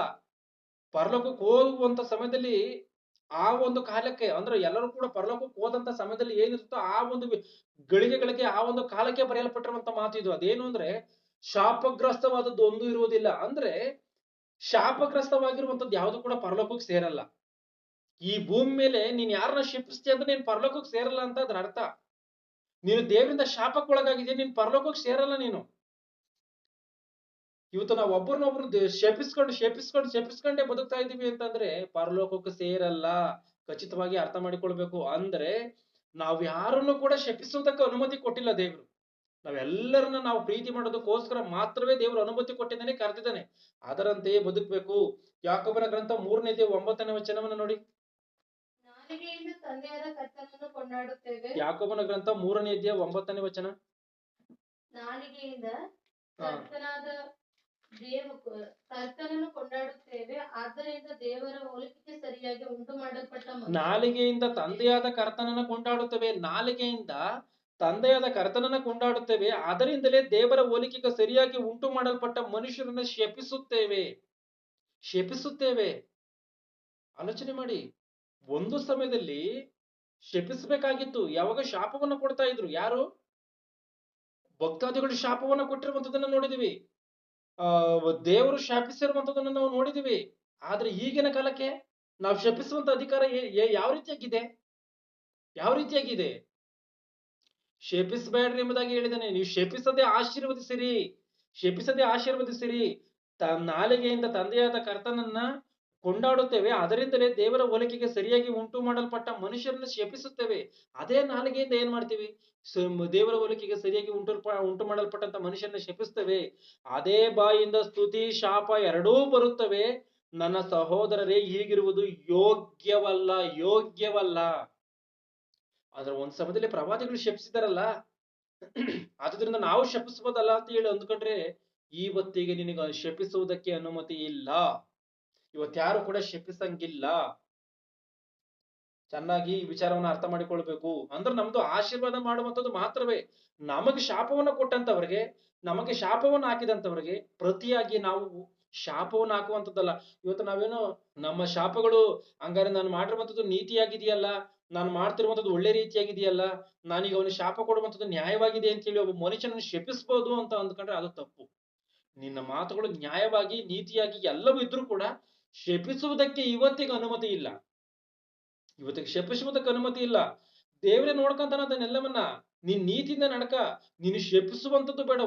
ಒಂದ್ ಸಮಯದಲ್ಲಿ ಅವ್ರು ಶಪಿಸಿದಾಗ ಕೇಳಿ ಬಂದಿದೆ ವಿರೋಧಿಗಳಿಗೆ. ಆದ್ರೆ ಇವತ್ತಿಗೆ ನೀನ್ ನೀತಿಯಿಂದ ನಡ್ಕೊಂಡ್ರೆ ಸಾಕು, ದೇವ್ರು ಕೇಡನ್ನ ಮಾಡ್ಬೇಕಾ? ಖಂಡಿತವಾಗ್ಲೂ ಮಾಡ್ತಾನೆ. ಇವತ್ತು ಕೇಡು ಮಾಡ್ದಲೆ ಅನೀತಿವಂತರು ಸಾಯ್ತಾವ್ರ? ದೇವ್ರು ಕೇಡು ಮಾಡ್ದಲೇನೆ ಭಯಂಕರವಾಗಿ ದುಷ್ಟತನದಲ್ಲಿ ನಡೆಯುತ್ತಿರುವಂತವ್ರು ಭಯಂಕರವಾದ ರೀತಿಯಲ್ಲಿ ಕೇಡುಗಳಲ್ಲಿ ಒಳಗಾಗ್ತಾ ಇದ್ದಾರ? ಆಲೋಚನೆ ಮಾಡಿ. ಪ್ರಪಂಚವನ್ನೇ ಹತೋಟಿಗೆ ತೆಗೆದುಕೊಳ್ಳಬೇಕು ಅಂತ ಹೊರಟಂತ ಉಗ್ರವಾದಿಗಳಲ್ಲಿ ಯಾವ ರೀತಿಯಾಗಿ ಹೋಗಿದ್ದಾರೆ? ಒಬ್ಬ ವೀರಪ್ಪನ್ ಆಗಿರ್ಬೋದು, ಒಬ್ಬ ಹಿಟ್ಲರ್ ಆಗಿರ್ಬೋದು, ಇವರೆಲ್ಲ ಯಾವ ರೀತಿಯಾಗಿ ಹೋಗಿದ್ದಾರೆ? ಒಬ್ಬ ಬಿನ್ ಲಾಡೆನ್ ಆಗಿರ್ಬೋದು, ಇವ್ರಿಗೆಲ್ಲ ಶಿಕ್ಷೆ ಬಂದಿಲ್ವಾ? ನೀನ್ ಶಪಿಸುವಂತದ್ದು ಅಗತ್ಯತೆ ಇಲ್ಲ. ದೇವರೇ ಶಾಪವನ್ನ ಅವನೇ ಕೊಡ್ತಾನೆ. ನೀನೇನು ಮಾಡ್ಬೇಕಾಗಿಲ್ಲ. ಆದ್ರೆ ನೀನು ಆಶೀರ್ವಾದ ಮಾಡುವಂಥದ್ದು ಅಷ್ಟೇ ನಿನ್ನ ಕೆಲಸ. ಅಂದ್ರೆ ದೇವರ ಮಾತಿನಂತೆ ಜೀವಿಸದಲೇ ಇರುವಂತವನು, ಸಹೋದರನನ್ನ ದ್ವೇಷ ಮಾಡುವಂತವನು, ಕ್ರಿಸ್ತನ ರೀತಿಯಲ್ಲಿ ಬದುಕದೇ ಇರುವಂತವನು ಶಾಪಗ್ರಸ್ತನಾಗಿ ಹೋಗ್ತಾನೆ. ಅವರಿಗೆ ಶಾಪವು ತಗಲೇ ತೀರುತ್ತೆ. ದೇವರ ಮಾತಿಗೆ ವ್ಯತಿರೇಕವಾಗಿ ಬದುಕುವಂತವನು ಯಾವನಾಗಿದ್ರು ಸರಿ, ಅವನಿಗೆ ಶಾಪವು ತಗಲೇ ತೀರುತ್ತೆ. ಯಾವುದೇ ಕಾರಣಕ್ಕೂ ಅವನಿಗೆ ಬರುವಂತ ಶಾಪವು ನಿಂತು ಹೋಗಲ್ಲ. ಆ ಒಂದು ದೇವರ ವಾಕ್ಯವನ್ನ ಪ್ರಕಟಿಸುವಂತವರು ಕೂಡ ಶಾಪವನ್ನ ಕೊಟ್ರೆ ಏನಾಗುತ್ತೆ? ಏನಾಗುತ್ತೆ? ಒಂದು ನೀವು ದೇ ಮ- ದೇವ ಏನು ದೇವರ ವಾಕ್ಯವನ್ನ ಬೋಧನೆ ಮಾಡುವಂತವರು ವ್ಯಸನದಿಂದ ಇರುವಂತದ್ದು ಒಳ್ಳೇದಲ್ಲ ಎಂಬುದಾಗಿ ಒಂದು ವಾಕ್ಯ ಇದೆ. ಇದನ್ನ ಚೆನ್ನಾಗಿ ಗಮನಿಸಬೇಕು. ದೇವರ ವಾಕ್ಯವನ್ನ ಬೋಧನೆ ಮಾಡುವಂತವ್ರಿಗೆ ವಿರುದ್ಧವಾಗಿ ಮಾತಾಡಕ್ ಹೋಗ್ಬಾರ್ದು. ದೇವರ ವಾಕ್ಯವನ್ನ ಬೋಧನೆ ಮಾಡುವಂತವ್ರು, ದೇವರ ವಾಕ್ಯವನ್ನ ಬೋಧನೆ ಮಾಡುವಂತ ಯಾರಿಗೆ ಆದ್ರೂ ಸರಿ, ಆತನ ಹೇಳುವಂತ ಮಾತು ಸತ್ಯವಾಗಿದ್ರೆ ಸತ್ಯವನ್ನ ಬೋಧನೆ ಮಾಡುವಂತವನಿಗೆ ವಿರುದ್ಧವಾಗಿ ಯಾವತ್ತಿಗೂ ಕೂಡ ಮಾತಾಡಕ್ ಹೋಗ್ಬಾರ್ದು. ಆ ರೀತಿಯಾಗಿ ಮಾತನಾಡುವಂತವನಿಗೆ ಶಾಪ ಬರುತ್ತೆ.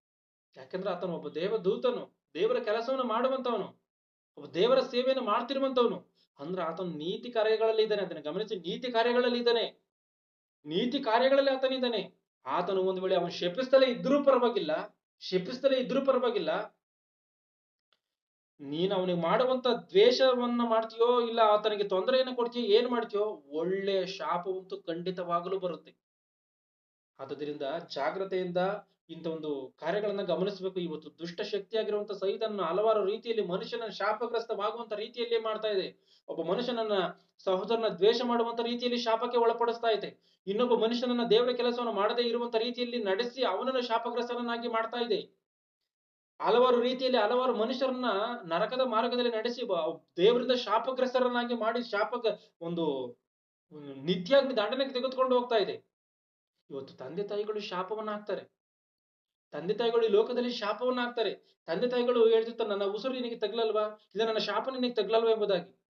ತಂದೆ ತಾಯಿ ಆಗಿರ್ಬೋದು, ಬಂಧು ಬಳಗ ಆಗಿರ್ಬೋದು, ಯಾರೇ ಆಗಿರ್ಬೋದು, ಯಾವಾಗ್ಲೇ ಆಗಿರ್ಬೋದು, ಯಾವನೇ ಒಬ್ಬ ಮನುಷ್ಯನಿಗೆ ಇವತ್ತಿಗೆ ಶಪಿಸುವಂತ ಅಧಿಕಾರವನ್ನ ದೇವರು ಕೊಟ್ಟಿಲ್ಲ. ಆದ್ರೆ ಒಂದು ವೇಳೆ ನೀನು ಆ ರೀತಿಗೆ ಶಾಪವನ್ನ ಹಾಕ್ತೀಯಾ, ಅದು ನೀತಿ ಉಳ್ಳದಾಗಿರ್ಬೇಕು. ಒಬ್ಬ ತಂದೆ ತಾಯಿ ಒಬ್ಬ ಮಕ್ಕಳನ್ನ ಮತ್ತೊಬ್ಬರನ್ನ ಶಪಿಸ್ತಾವ್ರೆ ಅಂತ ಅಂದ್ರೆ, ಅವ್ರ ಉಸಿರನ್ನ ಬಿಡ್ತಾ ಇದ್ದಾರೆ ಅಂತ ಅಂದ್ರೆ, ಅದು ನೀತಿ ಉಳ್ಳದಾಗಿರ್ಬೇಕು. ದೇವರು ಅದನ್ನ ತಥಾಸ್ತು ಎಂಬುದಾಗಿ ಹೇಳಬೇಕು.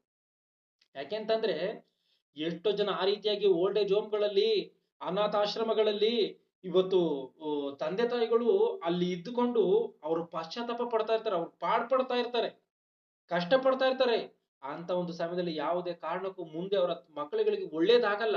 ಮತ್ತೆ ಒಳ್ಳೇದಾಗಿಲ್ಲ ಅಂದ್ಮೇಲೆ ಏನಾಯ್ತು ಇಲ್ಲಿ? ದೇವರೇ ಕೇಡನ್ನು ಮಾಡಿದಾನೆ ಅಂತ ಆಯ್ತಲ್ಲಿಗೆ. ಇವತ್ತು ತಂದೆ ತಾಯಿಗಳು ಹಾಕುವಂತ ಶಾಪಗಳಾಗಿರ್ಬೋದು, ಯಾರೇ ಹಾಕುವಂತ ಶಾಪಗಳಾಗಿರ್ಬೋದು, ಅದು ನೀತಿಯುಳ್ಳಂತದ್ದಾಗಿದ್ರೆ ಮಾತ್ರ ಅವರಿಗೆ ಕೇಡು ಬರುತ್ತೆ. ಇಲ್ಲ ಅಂತಂದ್ರೆ ಬರಲ್ಲ. ಇವರೇ ಅನ್ಯಾಯ ಮಾರ್ಗದಲ್ಲಿ ನಡ್ಕೊಂಡು, ಅನೀತಿ ಮಾರ್ಗದಲ್ಲಿ ನಡ್ಕೊಂಡು ಇನ್ನೊಬ್ಬರನ್ನ ಶಪಿಸ್ಬಿಟ್ರೆ, ಈಗ ಎಲೀಷನು ಶಪಿಸಿದ್ದಾನೆ ಆ ಒಂದು ಹುಡುಗರನ್ನ. ಎಲೀಷನು ಅನ್ಯಾಯದ ಮಾರ್ಗದಲ್ಲಿ, ಅನೀತಿ ಮಾರ್ಗದಲ್ಲಿ ನಡ್ಕೊಂಡು ಆ ಹುಡುಗರನ್ನ ಶಪಿಸ್ಬಿಟ್ರೆ ಅದು ಯಾವ ರೀತಿಯಾಗಿ ಆಗ್ಬಿಡ್ತದೆ? ಯಾವುದೇ ಕಾರಣಕ್ಕೂ ಆಗಲ್ಲ. ಒಬ್ಬ ಮನುಷ್ಯನ ಇನ್ನೊಬ್ಬ ಮನುಷ್ಯನ ಶಪಿಸಬೇಕು ಅಂತಂದ್ರೆ ಅವನು ದೇವರಿಗೆ ಮೆಚ್ಚಬೇಕು. ಅವನು ದೇವರಿಗೆ ಇಷ್ಟವಾಗುವಂತ ರೀತಿಯಲ್ಲಿ ನಡ್ಕೊಂಡು ಅವನು ಶಪಿಸ್ಬೇಕು. ಅವಾಗ ಮಾತ್ರವೇ ನಡೆಯುವುದಕ್ಕೆ ಸಾಧ್ಯ. ಇವತ್ತು ನಾವು ನೀತಿಯಿಂದ ನಡ್ಕೊಂಡ್ಬಿಟ್ರೆ ಸಾಕು, ನಾವು ಶಪಿಸುವಂತ ಅಗತ್ಯತೆ ಇಲ್ಲ. ನಾವು ದೇವರ ವಾಕ್ಯಗಳಲ್ಲಿ ನೀತಿಯಾಗಿ ನಡ್ಕೊಂಡ್ಬಿಟ್ರೆ ಸಾಕು. ಇವತ್ತು ನಮ್ಮನ್ನ ಯಾರು ದ್ವೇಷ ಮಾಡ್ತಾರೋ ಶಾಪವು ಖಂಡಿತವಾಗ್ಲಿ ಬರುತ್ತೆ. ಖಚಿತವಾಗಿ ನಾನೇ ಸಾಕ್ಷಿ ಇದಕ್ಕೆಲ್ಲವನ್ನು. ಯಾಕಂದ್ರೆ ನಾನು ಇದೆಲ್ಲವನ್ನು ಕೂಡ ಕಣ್ಣಾರೆ ಕಂಡಿದ್ದೀನಿ. ಆದ್ದರಿಂದಲೇ ಇವತ್ತು ಭವಿಷ್ಯತ್ ಗೊತ್ತಿಲ್ಲ ಎಂಬುದಾಗಿ ಬೈಬಲ್ ಖಚಿತವಾಗಿ ಹೇಳುತ್ತೆ. ಮುಂದೆ ಏನ್ ನಡೆಯುತ್ತೆ ಎಂಬುದಾಗಿ ಗೊತ್ತಿಲ್ಲ ಎಂಬುದಾಗಿ ಖಚಿತವಾಗಿ ಬೈಬಲ್ ಹೇಳುತ್ತೆ. ಆದ್ರೂ ಕೂಡ ಕೆಲವು ಸೇವಕರುಗಳು, ಕೆಲವು ವ್ಯಕ್ತಿಗಳು ಮುಂದೆ ಆ ರೀತಿಯಾಗಿ ಆಗುತ್ತೆ, ಮುಂದೆ ಈ ರೀತಿಯಾಗಿ ಆಗುತ್ತೆ, ನಾನು ದೇವರನ್ನ ನೋಡ್ದೆ, ದೇವರು ನನ್ನ ಜೊತೆಯಲ್ಲಿ ಮಾತನಾಡ್ದ, ಮುಂದೆ ಒಂದು ದಿನ ಈ ರೀತಿಯಾಗಿನೇ ಆಗುತ್ತದೆ, ಇಂಥದನ್ನೆಲ್ಲ ಹೇಳ್ತಾರೆ ಅಂದ್ರೆ ಇವ್ರಿಗೆಲ್ಲ ಭಯಂಕರವಾದಂತ ಶಾಪವು ಬರುತ್ತೆ. ಇದರಲ್ಲಿ ಎರಡು ಮಾತುಗಳಿಲ್ಲ. ಆದ್ರಿಂದ ಜಾಗ್ರತೆಯಿಂದ ಗಮನಿಸಬೇಕು. ಒಬ್ಬ ಮನುಷ್ಯನ ಹಾಕುವಂತ ಶಾಪ ಇನ್ನೊಬ್ಬ ಮನುಷ್ಯನಿಗೆ ತಗಲ್ಬೇಕು ಅಂತ ಅಂದ್ರೆ ಅದು ನೀತಿಯುಳ್ಳದಾಗಿ ಹಳೆ ಒಡಂಬಡಿಕೆಯಲ್ಲಿ ಇರಬೇಕು. ಹಳೆ ಒಡಂಬಡಿಕೆಯಲ್ಲಿ ಒಬ್ಬ ಮನುಷ್ಯನ ಹಾಕುವಂತ ಶಾಪ ಇನ್ನೊಬ್ಬ ಮನುಷ್ಯನಿಗೆ ತಗಲ್ಬೇಕು ಅಂದ್ರೆ ಅದು ನೀತಿಯುಳ್ಳಾಗಿದ್ರೆ ದೇವರು ತಥಾಸ್ತು ಅನ್ಬೇಕು. ಇವತ್ತಿಗೆ ನಾವು ಶಪಿಸುವುದಕ್ಕೆ ಯಾರಿಗೂ ಅಧಿಕಾರವೂ ಇಲ್ಲ. ಶಪಿಸುವುದಕ್ಕೆ ಇವತ್ತು ಹೊಸ ಒಡಂಬಡಿಕೆಯಲ್ಲಿ ನಮ್ಗೆ ಯಾರಿಗೂ ಅಧಿಕಾರವಿಲ್ಲ. ಶಪಿಸದೆ ಆಶೀರ್ವದಿಸಿರಿ ಎಂಬುದಾಗಿ ಹೇಳಿದ್ದೇನೆ. ಆದ್ರೆ ನಾವು ನೀತಿ ಮಾರ್ಗದಲ್ಲಿ ನಡ್ಕಾಣ್ತಾ ಇದ್ರೆ ಯಾರು ನಮಗೆ ಅಡ್ಡಿ ಆತಂಕಗಳನ್ನ ದ್ವೇಷವನ್ನ ಮಾಡ್ತಾರೋ ಅವರೆಲ್ಲರಿಗೂ ದೇವರೇ ಶಾಪ ಕೊಡ್ತಾನೆ. ಅದನ್ನೇ ಯೇಸು ಕ್ರಿಸ್ತನು ಹೇಳಿರುವಂತದ್ದು, ಶಾಪಗ್ರಸ್ತರೇ ಎಂಬುದಾಗಿ. ದಯವಿಟ್ಟು ಈ ವಾಕ್ಯವನ್ನು ಅರ್ಥ ಮಾಡಿಕೊಳ್ಳಿ.